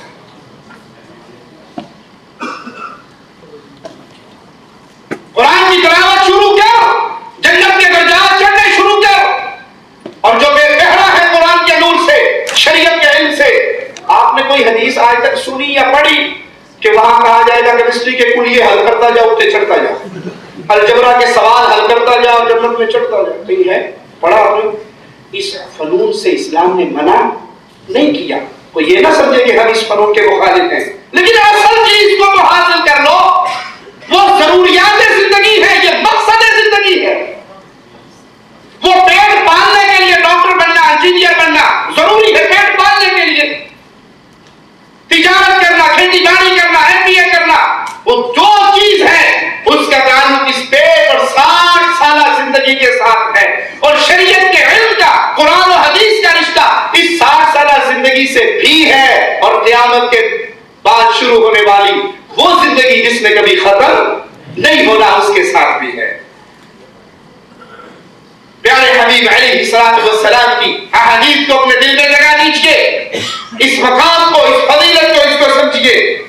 دنیاوی علم سے، دنیاوی فنون سے مال ملتا ہے، اور شریعت اسلامیہ کے علم سے اللہ کی محبت ملتی ہے، رسول اللہ کی محبت ملتی ہے. آئیے علامہ ابن قیم رحمہ اللہ نے مال اور علم کا ایک موازنہ کیا ہے، میں وہ آپ کے سامنے مختصر رکھتا ہوں. علم انبیاء کی وراثت ہے، مال بادشاہوں کی وراثت ہے. کس کی لائن میں کھڑا ہونا چاہتے ہیں آپ؟ ایک طرف انبیاء کی میراث بڑھ رہی ہے اور ایک طرف بادشاہوں کا مال بڑھ رہا ہے. شیطان تو یہ کہنا اوتھے چلا جائے، 4 پیسے دب جائیں گے، ہمیں مولویاں مگر لا کے پاگل ہو جائے. مجھے یاد ہے جب ہمارے والد صاحب رحمۃ اللہ علیہ نے ہم سارے بھائیوں کو دین کے علم کی طرف ڈالا تو ہمارے ماموں وہ کہا کرتے تھے یہ پاگل ہو گئے ہیں، ان کے بیٹے ساری عمر مسیح تڑ ہی رہیں گے، ساری عمر مسیح تڑ رہیں گے، نہ کو ڈاکٹر بننا، نہ کو انجینئر بننا، کچھ بھی نہیں ہے. اللہ رحمت فرمائے ہمارے والد صاحب رحمۃ اللہ علیہ نے دین کا علم بھی دیا. بڑے بھائی ڈاکٹر شفیق الرحمان میڈیکل آفیسر بھی ہیں اور دین کی خادم بھی ہیں. ڈاکٹر طیب طالب الرحمان PhD بھی کی ہے انہوں نے، پروفیسر بھی ہے، عالم بھی ہے. شریعت کا علم منع نہیں کرتا آپ کو کہ آپ دنیا کے فنون کو حاصل کرنا. کہ ایک دفعہ میں ماموں کے گھر گیا تو ان کا بیٹا کہنے لگا کہ بھائی آپ نے کتنے حج کر لیے، سعودیہ آتے ہیں جاتے ہیں جیسے پنڈی اسلام آباد میں آنا جانا ہو، ہمارے ابو کو بھی حج کروا دو. میں نے کہا سبحان اللہ، اللہ کے دین کا کلمہ ہمیشہ بلند رہتا ہے. یہ وہی ہے جس نے کہا تھا کہ یہ دینی علم حاصل کرنے کے بعد مسیح تک بنیں گے، اور انہوں نے پوری زندگی اپنے بچوں کو دنیا کا علم دینے پہ، فنون سکھانے میں لگا دی، اور آخری وقت میں کہتے ہیں مہربانی ہے تمہاری اگر ہمارے باپ کو حج کروا دو. تو کیا ثابت ہوا؟ جو دنیا اللہ نے آپ کے نصیب میں لکھی ہے وہ مل کے رہتی ہے. ایک ہے کہ آپ دنیا کے پیچھے جائیں، دنیا آگے بھاگے گی، دنیا کے پیچھے جائیں گے، دنیا آگے بھاگے گی. آپ اللہ کی عبادت کی طرف، نور کی طرف، علم کی طرف آئے، وہ پیچھے پیچھے خادم بن کے آ جائے گی. علماء کو دیکھا نہیں ہے، فقیر غریب خاندان کے فرزند ہوتے ہیں. اکثریت علماء کی غربت سے ہی اٹھتی ہے، کیونکہ امیر آدمی تو اپنے بچوں کو پڑھاتا ہی نہیں ہے. پھر اللہ ان کو بادشاہوں کے برابر بٹھاتے ہیں ہی نہیں. امام بخاری تو وقت کا بادشاہ کہتا ہے کہ ہمارے بیٹے کو آ کر پڑھاؤ. کہا پیاسا کنویں کے پاس نہیں آتا، کنواں پیاسے کے پاس نہیں آتا، پیاسا کنویں کے پاس آتا ہے. کہا اچھا چلو ہم اپنے بیٹے کو آپ کی مجلس میں بھیج دیں گے، اس کے لیے مجلس ہی الگ لگا لو. کہا یہ رسول کی حدیثیں سننے والے ہیں، جس نے آنا ہے اس کو یہی آ کر اکٹھے بیٹھنا پڑے گا. یہ وہ دین کا علم ہے جس نے فقیروں اور غریبوں کو اٹھایا اور بادشاہوں کے برابر کر دیا. اگر ان کے دل میں ارادہ یہ ہو کہ ہم نے یہ علم حاصل کرنا ہے اللہ کو راضی کرنے کے لیے. امام بخاری رحمہ اللہ جب آتے ان کا استقبال ہوتا تو کئی میل تک لوگ ان کا استقبال کرتے، خیمے لگاتے. اور کہنے والے نے کتنا پیارا جملہ کہا کہ بادشاہ جسموں پر حکومت کرتے ہیں، علماء دلوں پہ حکومت کرتے ہیں. یہ الگ بات ہے کہ آج علماء کی قدر وہ نہیں رہی جو ہونی چاہیے تھی. اور میں علامہ احسان اللہ ظہیر رحمہ اللہ کا وہ جملہ آپ کو سناتا جاؤں. وہ کہنے لگے ہیں، کہتے ہیں کہ توحید کو سمجھنے والوں، ہم نے تمہیں مردوں کی پوجا سے منع کیا تھا، تم نے زندوں کا نام لینا بھی چھوڑ دیا. ہم نے منع کیا تھا کسی قبر پہ سجدہ نہ کرنا، اس کا یہ مطلب تو نہیں ہے کہ کسی عالم کا احترام بھی نہ کرنا. علماء کا احترام اس بنیاد پہ کہ یہ رسول اللہ صلی اللہ علیہ داعی ہے اس کا احترام اپنے دلوں میں باقی رکھیے. تو علم انبیاء کی وراثت ہے، مال دنیا داروں کے بادشاہوں کی وراثت ہے. علم صاحب علم کی حفاظت کرتا ہے، علم صاحب علم کی حفاظت کرتا ہے. اور مال والے کو 24 گھنٹے یہی ٹینشن ہوتی ہے چوری نہ ہو جائے. وہ بیچارہ مال کی حفاظت کی فکر میں لگا رہتا ہے. علم دینے سے بڑھتا ہے، اضافہ ہوتا ہے، پڑھانے سے بانٹنے سے اضافہ ہوتا ہے، اور مال خرچ کرنے سے کمی ہوتی ہے، سوائے وہ مال جو اللہ کے لیے صدقہ کیا جائے. صدقہ کرنے سے کمی نہیں ہوتی، زیادہ ہوتی ہے. علم قبر تک آپ کے ساتھ رہنے والی چیز ہے، اور مال نے مرتے ہی منہ بدل لینا ہے، سوائے وہ مال جو صدقہ جاریہ کے وہ لگا چکا ہے. مال اللہ بد کو بھی دیتا ہے، اچھے کو بھی دیتا ہے، کافر کو بھی دیتا ہے، مشرک کو بھی دیتا ہے، لیکن علم صرف اپنے پیاروں کو ہی دیتا ہے. فرعون کے پاس مال نہیں تھا، قارون کے پاس خزانے نہیں تھے، ابو جہل کے پاس مال نہیں تھا. مال اچھے برے سب کو ملتا ہے، کوئی کمال نہیں. یہ زندگی کی کوئی اچھی صورت نہیں ہے کہ آپ یہ سمجھیں کہ اللہ مجھ پہ بڑا مہربان ہے. اچھی کار کوٹی، اچھی جاب، اچھی نوکری، اچھا پیسہ، اچھا کاروبار، کوئی ٹینشن نہیں. اللہ مجھ پہ مہربان ہے بھائی، یہ تو کافر کو بھی مل جاتا ہے. اللہ آپ پر مہربان ہے یا نہیں تو یہ دیکھیے کہ قرآن و حدیث کا علم آپ کے پاس کتنا ہے. مالدار کبھی بھی فقیر ہو سکتا ہے، مالدار کبھی بھی مال چھینا جا سکتا ہے، چوری ہو جائے، ڈاکہ پڑ جائے، وہ پستول گن پہ پوائنٹ پہ آپ سے خرید کے لے جائے. ہمیں یاد ہے راولپنڈی میں ایک دفعہ سیلاب آیا نالا لئی کے اندر، تو اس کے قریب ایک کوٹھی تھی بہت بڑے تاجر کی. اس نے اس کوٹھی کے بیسمنٹ میں چائے کی پتی کا بہت بڑا سٹاک اکٹھا کیا ہوا، اسی کا وہ تاجر تھا، بڑا کروڑ پتی لینڈ لارڈ. وہ سیلاب آیا تو اسٹور کے اندر سارا پانی بھر گیا، وہ ساری چائے بن گئی. وہ جو کروڑوں کا مالک تھا فقیر ہو گیا. مال کبھی بھی چھینا جا سکتا ہے، مالدار کبھی بھی فقیر ہو سکتا ہے، لیکن ایک علم ایسی قوت ہے جس کے فنا ہونے کا کوئی ڈر نہیں ہے اگر اس کے تقاضوں پہ عمل کیا جائے. مال انسان کو دنیا کا بندہ بنا دیتا ہے، اور علم رب کی عبادت کا حکم دیتا ہے. لہذا اللہ کے بندو، شریعت اسلامیہ کے علم سے اپنے سینوں کو منور کرو، اپنی اولاد کو اس راہ پہ چلاؤ، خود بھی سیکھو، اپنے اولاد کو بھی سکھاؤ، بیوی بچوں کو بھی سکھاؤ، ان کو قرآن حدیث کا علم پڑھاؤ. آئیے سب سے اہم سوال کی طرف توجہ کرتے ہیں، دینی علم حاصل کیسے کریں، کس سے کریں؟ یہ علم ملے گا کہاں سے؟ آج تو بیماری چل چکی ہے، جس کے منہ پہ داڑھی ہے، سر پہ پگڑی ہے، عمامہ ہے، رومال ہے، ہم سمجھتے ہیں کہ یہی بہت بڑا شیخ ہے. دنیا کے ہر معاملے کے اندر کوئی نہ کوئی حدود و قیود ہیں، لیکن دین سیکھنے کے لیے کوئی حدود و قیود؟ کیا خیال ہے؟ کبھی آپ نے دیکھا کوئی مورچی ڈاکٹر بن کے بیٹھ گیا ہو، اور اگر بیٹھ جائے وزارت صحت والے چھاپا نہیں مارتے؟ نیم حکیم خطرہ جہاں کہتے ہیں نا، اس کی لازمی ہے کہ وہ کسی میڈیکل کالج کا پڑھا ہوا ہو، اس کے پاس کوئی شہادہ ہو، باقاعدہ اس نے کہیں علم سیکھا ہو. دوائیوں کے نام یاد کرنے سے تو وہ ڈاکٹر نہیں بن سکتا. آپ میں سے اکثر ڈرائیونگ جانتے ہوں گے، بغیر غصے کے گاڑی چلاؤ، ایکسیڈنٹ ہو جائے تو جیل میں کون جائے گا؟ ڈرائیونگ کے لیے بھی کوئی اصول ہے، انجینئرنگ کے لیے بھی کوئی اصول ہے. کبھی ایسا ہوا کہ آپ کسی ڈاکٹر صاحب کے پاس آ کر کہو میں نے 10 مرلے کا پلاٹ خریدا ہے، اچھا سا نقشہ تو بنا دے؟ بے وقوف، پیناڈول دے سکتا ہوں، مجھے نقشے انجینئر کے متھے لگ جا کے. آپ انجینئر کے پاس جائیں، بہت بخار ہوا ہے، دیکھیں میں کون سی گولی لوں، میں تو آپ کو نقشہ بنا کے دے سکتا ہوں. کسی ڈاکٹر کے پاس جاؤ.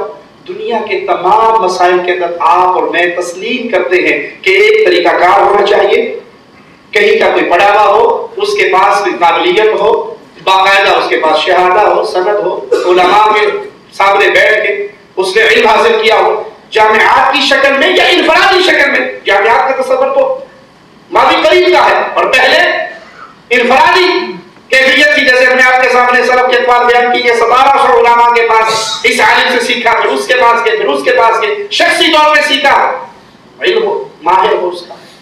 ہمارے ہاں کچھ نہیں ہے. کہاں سے سیکھا؟ وہ جی کیوں ٹی وی پہ دیکھا تھا، مفتی صاحب یوں بیان فرما رہے تھے، وہ 30 ٹی وی پر ماشاءاللہ، اس پہ تو خیر ہمارے دیندار علماء اور سلفی علماء آتے ہیں، اکثر ان کی باتیں ٹھیک ہوتی ہیں. ہم نے مدنی چینل پہ دیکھا تھا، اس پہ یوں کہہ رہے تھے. ہم نے فلاں چینل پہ دیکھا تھا، اس پہ یوں کہہ رہے تھے. ڈاکٹر طاہر قاضی صاحب کو سنا تھا، وہ یوں فرما رہے تھے. کوئی پیمانہ نہیں رہا کہ ہم نے کس سے لینا ہے اور کس سے نہیں لینا. امام ابن سیرین رحمہ اللہ کے قول آپ کو سناتا ہوں. فرماتے ہیں کہ یہ جو دین تم حاصل کرتے ہو, علم جو حاصل کرتے ہو, یہ کیا ہے؟ ان هذا العلم دین, یہ علم دین ہے. فانظروا عمن تاخذون دینکم, تو یہ دیکھو تم اپنا دین کس سے لے رہے ہو. یہ جو تم دین لے رہے ہو, علم حاصل کر رہے ہو, یہ دین ہے. تو اپنا دین لے کس سے رہے ہو؟ اس کو مثال سے سمجھاتا ہوں. کبھی کسی نے موچی کی دکان پہ جا کر گھیا توری مانگی, اس سے 1 کلو گھیا توری دے دو, تو کہتا ہے دماغ خراب ہے, دکان نہیں دیکھ رہا کون سی, موچی کی دکان ہے بھائی, جوتے پالش کروا, جوتا ٹوٹ گیا وہ ٹھیک کر دوں گا. یار سبزی نہیں ملتی. کسی نے ڈاکٹر صاحب کے پاس جاتا ہے, میرے کپڑے دھو دیجیے آپ, اسے پتا یہ ڈاکٹر کی دکان ہے, یہ کپڑے نہیں دھلیں گے. ٹھیک ہے. جس بندے کو توحید کا علم نہیں ہے, جس بندے کو رسول اللہ صلی اللہ علیہ وسلم کا دیا ہوا وہ ایمانی اصول پتہ نہیں ہے, وہ شرک کی دعوت دیتا ہے, وہ بدعات کی دعوت دیتا ہے, اس سے دین کی کوئی بات سیکھی, آپ کو پتہ لگ جائے یہ وہ شخص ہے جو قبر میں سجدے کرتا ہے یا خود سجدے کرواتا ہے, یہ شرک کا داعی ہے, یہ بدعت کا داعی ہے, اس سے کوئی مسئلہ نہیں سنا جائے گا, اس کی کوئی بات نہیں لی جائے گی.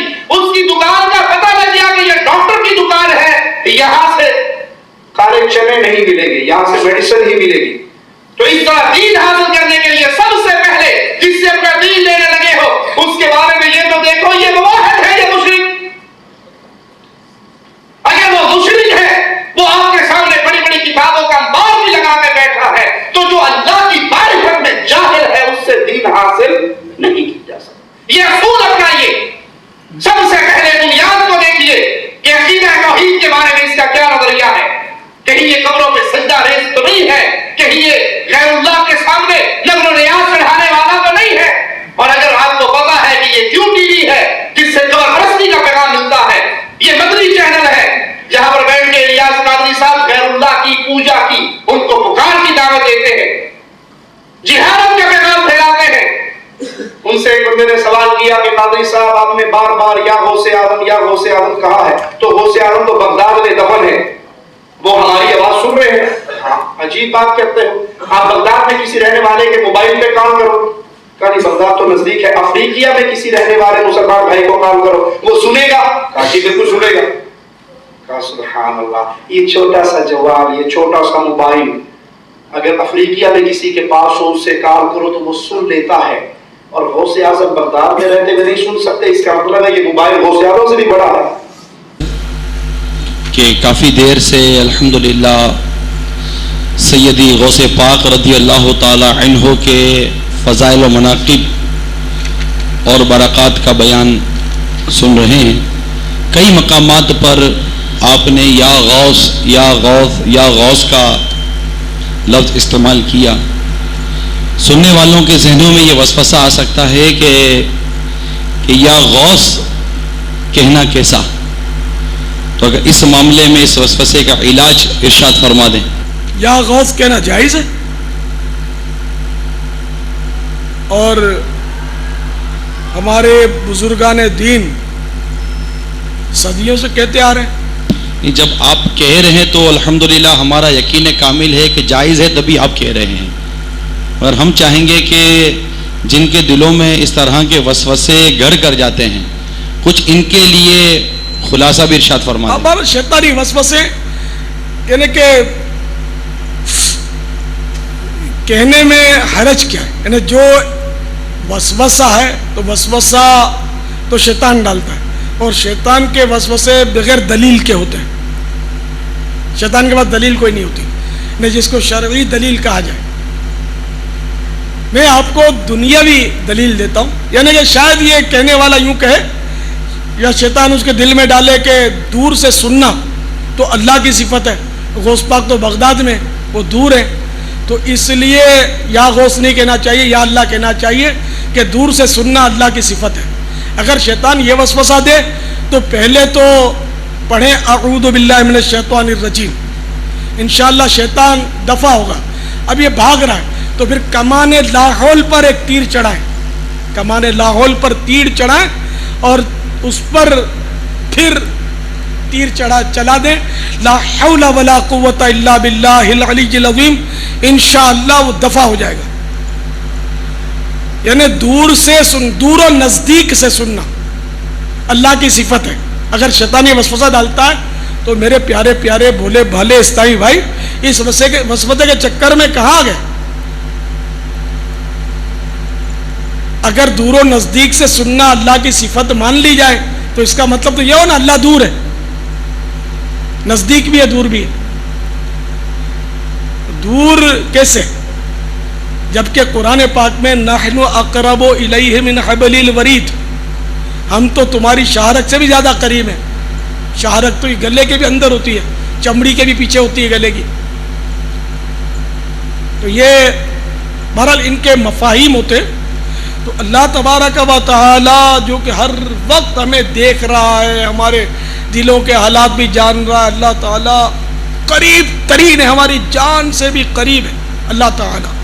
تو یہ دور ہے کب کہ دور سے سننا اس کی صفت ہو گئی. ایک بات.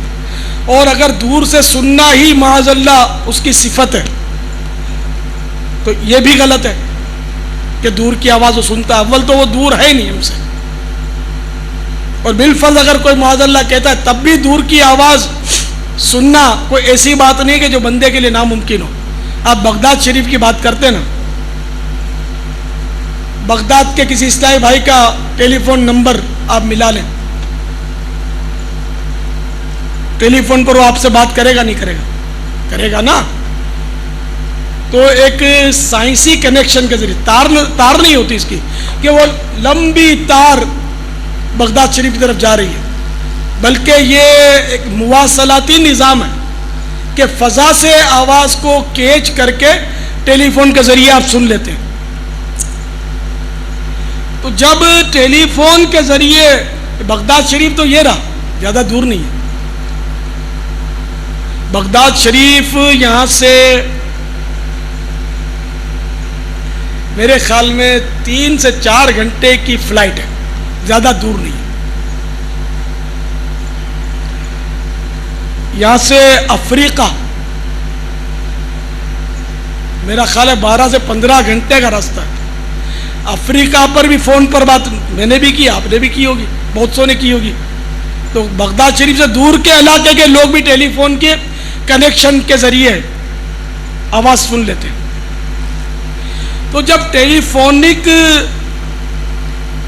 نظام اتنا مضبوط، سائنسی نظام اتنا مضبوط کہ ہزار کلومیٹر دور سے آواز سننا ممکن بلکہ یقینی ہے کہ ہم سن رہے آوازیں، تو کیا روحانی کنیکشن میں کوئی جان ہی نہیں ہے کہ بغداد شریف تک روحانی کنیکشن کے ذریعے میرا مرشد آواز سن لے؟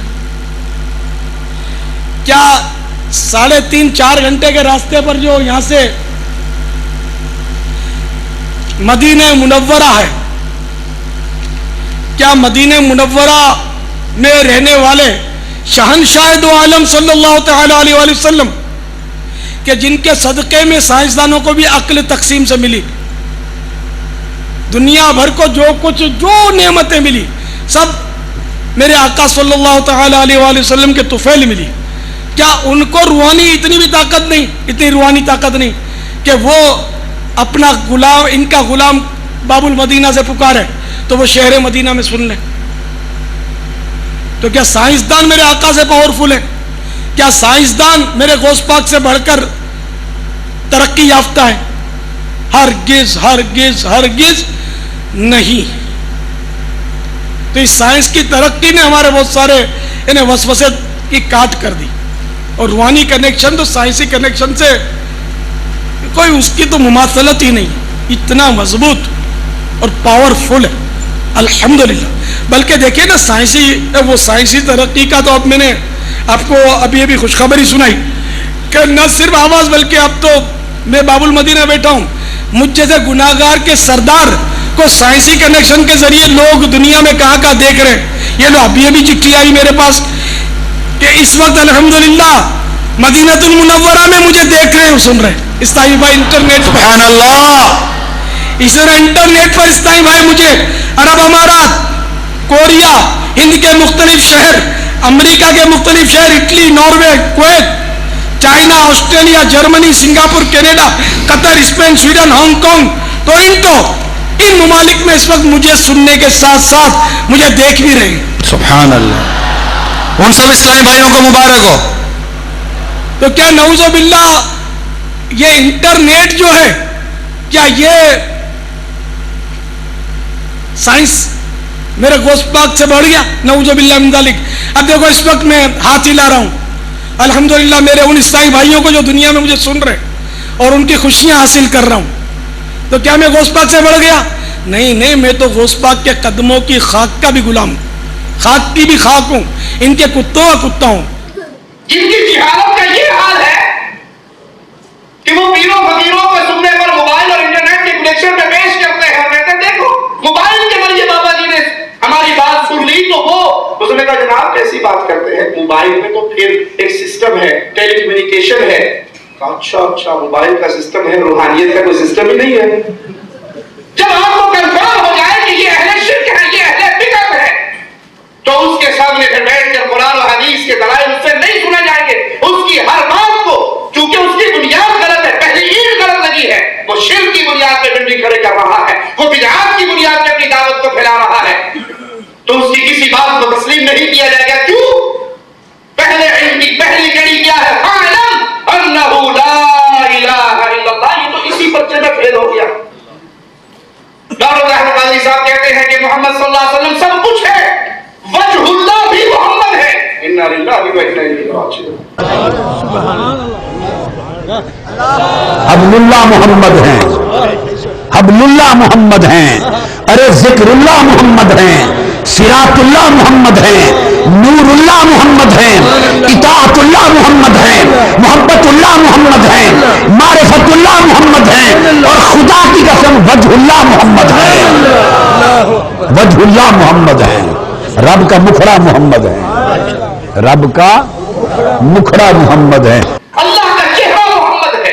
जिसको अल्लाह का ताल्लुक हासिल नहीं है, जो अल्लाह और रसूल सल्लल्लाहु अलैहि वसल्लम दोनों को एक करार देता है, आवाज लगाता है हेके हेके हेके, जिड़ा ही हेकू टू आखे काफिर ते मुशरिक है। अल्लाह और रसूल दोनों एक है, जो एक मानता है मुसलमान है, जो दो मानता है वो काफिर है। हिक है हिक है हिक है हिक है हिक है हिक है, जेड़ा हिक को डू कर जाने वो काफिर ते मुशरिक है। जिसकी बुनियाद आपको समझ आ गई कि ये शिर्क की बुनियाद पे पूरी तहरीक चला रहा है, ये बिदअत की बुनियाद पे तहरीक चला रहा है, उससे शरीयत का इल्म हासिल, उसके किसी मसले की तरफ नजर नहीं की जाएगी। दीन जब भी लेना है तो उलमाए रब्बानियीन से ले, अहले तौहीद से ले, मुवाहिदीन से ले, पुख्ता इल्म वालों से, उनके सामने आकर बैठे जिन्होंने दीन इस्लाम को अपनी आरा से मिलावटी कर दिया। अब बाजार नहीं जाते सौदा सलम लेने के लिए, मैं आपको मिसाल देकर समझाता हूं। एक दुकान में आप जाए, आपने चावल लेने, रूस पंजाबी लेना है, आपने बनास्पति लेना है।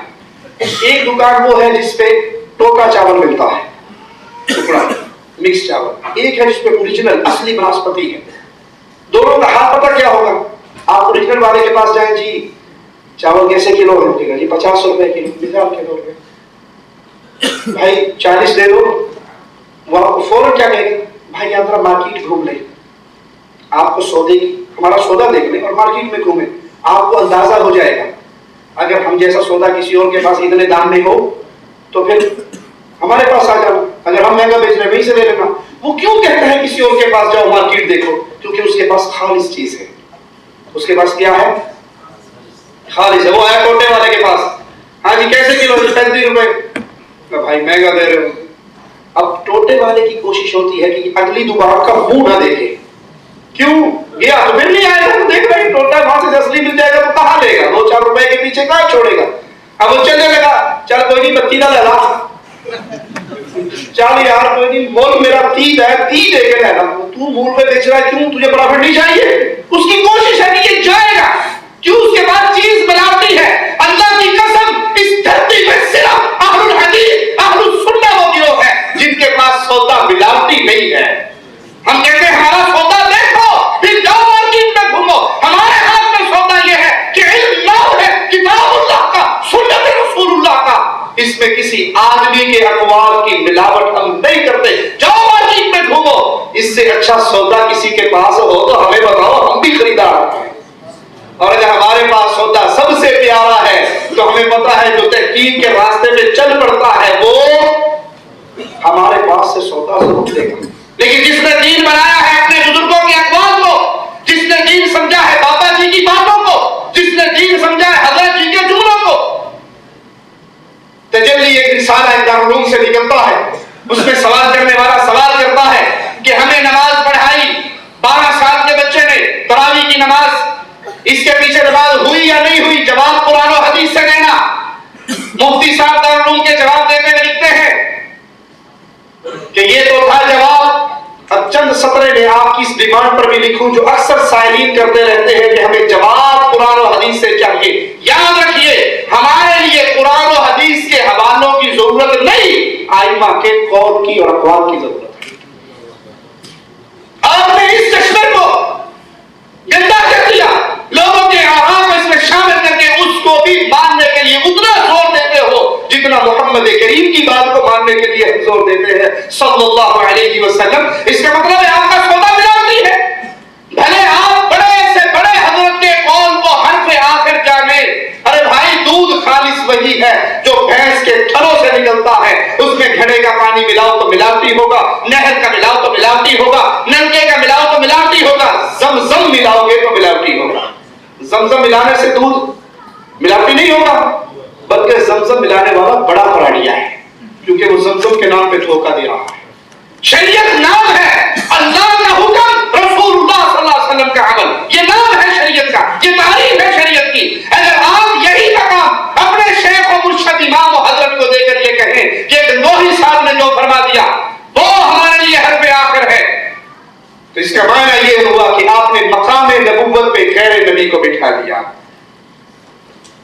آئیے آپ کے سامنے ایک مثال رکھے کہ محدثین کیسے پیارے نبی صلی اللہ علیہ وسلم کا دیا ہوا یہ نور پھیلاتے رہے, اور لوگ حدیثیں سیکھنے کے لیے علماء اور محدثین کے پاس کیسے آتے رہے. ایک بہت بڑے محدث امام احمد بن حنبل کے بارے میں اپنا واقعہ لکھتے ہیں کہ میں اندلس سے چلا امام صاحب کے پاس حدیث کا علم لینے کے لیے. بغداد کے قریب پہنچا تو مجھے پتا لگا کہ خط قرآن کا فتنہ رونما ہو چکا ہے, اور اس جرم میں امام صاحب کو اپنے گھر میں قید نظر بند کر دیا گیا ہے. میں نے دروازے پہ آ کے دروازہ بجایا, امام صاحب باہر تشریف لائے. میں نے کہا میں مدرسے سے آیا ہوں حدیث کا علم سیکھنے کے لیے. امام صاحب باہر آئے تو جاسوس دیکھ بھی رہا تھا, جس کا اثر امام صاحب کے اوپر بھی ہوا. کہنے لگے مجھے سب سے محبوب عمل یہ ہے کہ میں تمہیں حدیث سکھاؤں, لیکن تم میرا حال دیکھ رہے ہو, میں گھر میں نظر بند ہوں. تو کہا میں ایک بہانہ علم حاصل کرنے کے لیے کرتا ہوں, آپ میرا ساتھ دو گے تو میں کامیاب ہو جاؤں گا. وہ بہانہ کیا ہے؟ کہ اس پورے شہر کے اندر میں اجنبی ہوں, مجھے کوئی نہیں جانتا میں کون ہوں کون نہیں. آج کے بعد میں فقیر کا لباس پہنوں گا اور صدا لگاتا ہوا ہاتھ میں کشکول ڈنڈا لے کے آوازیں لگاتا ہوا گلی گلی آپ کے دروازے پہ آ کر آپ سے بھی خیرات مانگوں گا, اور آپ خیرات ڈالنے کے بہانے باہر آنا اور مجھے 2-4 حدیث رسول صلی اللہ علیہ وسلم کی سنا ہے. امام صاحب کہنے لگے یہ طریقہ ٹھیک ہے, یہ کرو گے تو میں تمہیں دین سکھا دوں گا, حدیث کا علم تمہیں دوں گا. وہ جو خود بہت بڑے عالم ہے, رسول اللہ صلی اللہ علیہ وسلم کی احادیث لینے کے لیے فقیرانہ لباس پہنتے ہیں, ہاتھ میں ڈنڈا لیتے ہیں, وہی بھیس بناتے ہیں, اور پھر امام صاحب کے دروازے پہ آتے ہیں. اور الاجر رحمکم اللہ, یہ اس دور کے فقراء کی آواز ہوا کرتی تھی کہ اللہ تمہیں بدلہ دے گا. آگے آواز لگائی, امام صاحب باہر آئے, اور باہر آنے کے بعد اس کو چند حدیثیں سناتے چلے جاتے. وہ روزانہ اس طرح کرتا, روز آتا, پیارے حبیب علیہ الصلوۃ والسلام کے فرامین کو سنتا, یاد کرتا اور روانہ ہو جاتا. پھر اللہ کی رحمت کی امام صاحب کو کی نظر بندی ختم ہو گئی, اور وہ حدیث کا درس دینے کے لیے باقاعدہ مسجد میں منتقل ہوئے. یہ شاگرد بھی آ کر ان سے دین سیکھتا, تو اپنے درس میں اپنے شاگردوں کو بتاتے کہ دیکھو یہ رسول اللہ صلی اللہ علیہ وسلم کی حدیثیں سیکھنے کے لیے فقیر بن گیا تھا. امام بخاری رحمہ اللہ بیان فرماتے ہیں میں اپنے استاد کے پاس جانے کے لیے سفر شروع کرتا ہوں. سفر شروع کیا, میرا زاد راہ ختم ہو گیا, تو کئی ایام ایسے گزرے میں نے صرف گھاس کھایا اور درختوں کے پتے چبائے اور اسی پہ گزارا کیا, اور رسول اللہ صلی اللہ علیہ وسلم کے احادیث سیکھنے کے لیے میں اپنے استاد کے پاس جانے والے سفر کو میں نے ملتوی نہیں کیا. تو علم کے حصول کے لیے بنیادی شرط جس عالم سے آپ دین سیکھ رہے ہیں، سب سے پہلے دیکھیے کہ وہ عقیدہ توحید میں کیسا ہے، وہ اتباع رسالت کے اندر کیسا ہے، وہ اہل سنت ہو، وہ اہل حدیث ہو، وہ مواحد ہو، پھر اس سے اپنا علم حاصل کیجیے۔ اور آج کے دور میں پھر اپنے جملے کو دہراؤں گا، علم حاصل کرنا بہت آسان ہو گیا ہے۔ اللہ جزائے خیر دے سعودی حکومت کو۔ مدینہ یونیورسٹی، جامعہ اسلامیہ آپ کے سامنے ہے، مکہ میں ام القری یونیورسٹی آپ کے سامنے ہے، ریاض کے اندر جامعہ امام، جامعہ ملک سعود، یہ جامعات کا جال بچھایا ہے سعودی حکومت میں۔ اللہ ان کو جزائے خیر دے، اللہ ان کی جہود کو قبول فرمائے۔ باہر سے طلباء آ رہے ہیں پوری دنیا سے، اللہ کے پیارے نبی صلی اللہ علیہ وسلم کی احادیث کا علم لے کے جا رہے ہیں۔ آپ کے سامنے یہ مقاصد دعویٰ ہیں، یہاں پر مشائخ، دعاء، علماء موجود ہے، وہ آپ تک اللہ کے دین پہنچانے کے لیے صرف ضرورت کیا ہے؟ سچے دل سے، دل کو صاف کر کے، شوق پیدا کر کے ہم ان مراکز میں آئے اور اللہ کے پیارے حبیب علیہ الصلوۃ والسلام کی ان احادیث کو یاد کریں، قرآن حکیم کا نور، وہ علم حاصل کریں، اپنی اولاد کو حاصل کرائیں۔ مجمع ملک فہد آپ کے سامنے ہے، اللہ جزائے خیر دے اس کو بنانے والوں کو، اور ابھی تک اس کی وہاں سے قرآن حکیم مختلف زبانوں میں چھپ رہا ہے، اس کے ترجمے آ رہے ہیں، لوگ نور حاصل کر رہے ہیں۔ مواقع موجود ہے، جو سلف صالحین کے واقعات میں نے آپ کے سامنے رکھے۔ امام بخاری گھاس کھاتے رہے، پتے چباتے رہے اور اللہ کے پیارے حبیب کی حدیثیں یاد کرتے رہے۔ کوئی فقیر بن کے یاد کرتا رہا، کوئی ایک ایک حدیث کے لیے مہینہ مہینہ سفر کرتا رہا۔ آج ان مشقتوں کی ضرورت نہیں ہے، آسانی ہے، لیکن جتنی آسانی زیادہ ہیں اتنی ہمارے اندر سستی زیادہ ہے۔ اللہ سے دعا ہے اللہ ہماری خطاؤں کو معاف فرمائے، اللہ ہمارے دل میں علم کا نور، اس کی محبت پیدا فرمائے، رسول اللہ صلی اللہ علیہ وسلم کا پیار پیدا فرمائے، آپ کی احادیث کا پیار پیدا فرمائے، زندہ رکھے، ایمان پہ رکھے، موت دے تو اس حال میں دے۔ اللہ ہم سے راضی ہو، اللہ ہم سے راضی ہو، اللہ ہم سے راضی ہو، ہم اپنے اللہ سے راضی ہوں۔ اللہ اس حال میں موت دینا کہ ہم اپنی زندگی کے بہترین ایام، وہ ایام عبادت والے گزار رہے ہوں جن ایام میں ہماری موت واقع ہو، اور نیک عمل کرتے ہوئے ہمیں تو یہاں سے اٹھانا۔ اللہ زندہ رکھنا، ایمان پہ رکھنا، زندہ رکھنا، توحید پہ رکھنا، جب موت دینا لا الہ الا اللہ ہماری زبان سے یہ ترانہ آخری لمحات میں نکل رہا ہو اور ہماری روح تیری طرف پرواز کر رہی ہو۔ اقول قولی ھذا واستغفر اللہ لی ولکم ولسائر المسلمین فاستغفروہ انہ هو الغفور الرحیم۔ اللہ تبارک و تعالی شیخ محترم کو جزائے خیر عطا فرمائے، جنہوں نے بڑا جامع بیان فرمایا حصول علم میں سلف صالحین کا طریقہ۔ اس موضوع پر کوئی بھی بھائی یا بہن باہر نہ جائیں، جزاک اللہ، کچھ ضروری اعلانات آپ کی خدمت میں کرنے ہیں، تشریف رکھیں کچھ منٹ بس۔ اللہ تعالیٰ شیخ کو جزائے خیر عطا فرمائے اور ان کی کہی ہوئی تمام باتوں پر ہم سب کو عمل پیرا ہونے کی توفیق عطا فرمائے۔ یحییٰ بن معاذ رحمۃ اللہ علیہ فرماتے ہیں ان العلماء ارحم للامة من آبائهم وأمهاتهم فإنهم يحفظونهم من نار الدنيا وإن العلماء يحفظونهم من نار الآخرة۔ کتنی پیاری بات سلف میں یحییٰ بن معاذ رحمۃ اللہ علیہ نے فرمایا کہ امت پر علماء کرام ان کے والدین سے زیادہ مہربان ہیں، امت پر علماء کرام ان کے ماں باپ سے زیادہ رحم کرتے ہیں۔ ماں باپ بچوں کو دنیا کی آگ سے بچاتے ہیں، علماء امت کو جہنم کی آگ سے بچاتے ہیں۔ برادران اسلام، اس میں کوئی شک نہیں ہے، جیسا کہ تفصیل سے آپ نے سنا، ہم نے سنا، علم دین کی اہمیت، علماء کی قدر و منزلت۔ اللہ تعالی ہم سب کو علم نافع، عمل صالح کی توفیق عطا فرمائے، آمین۔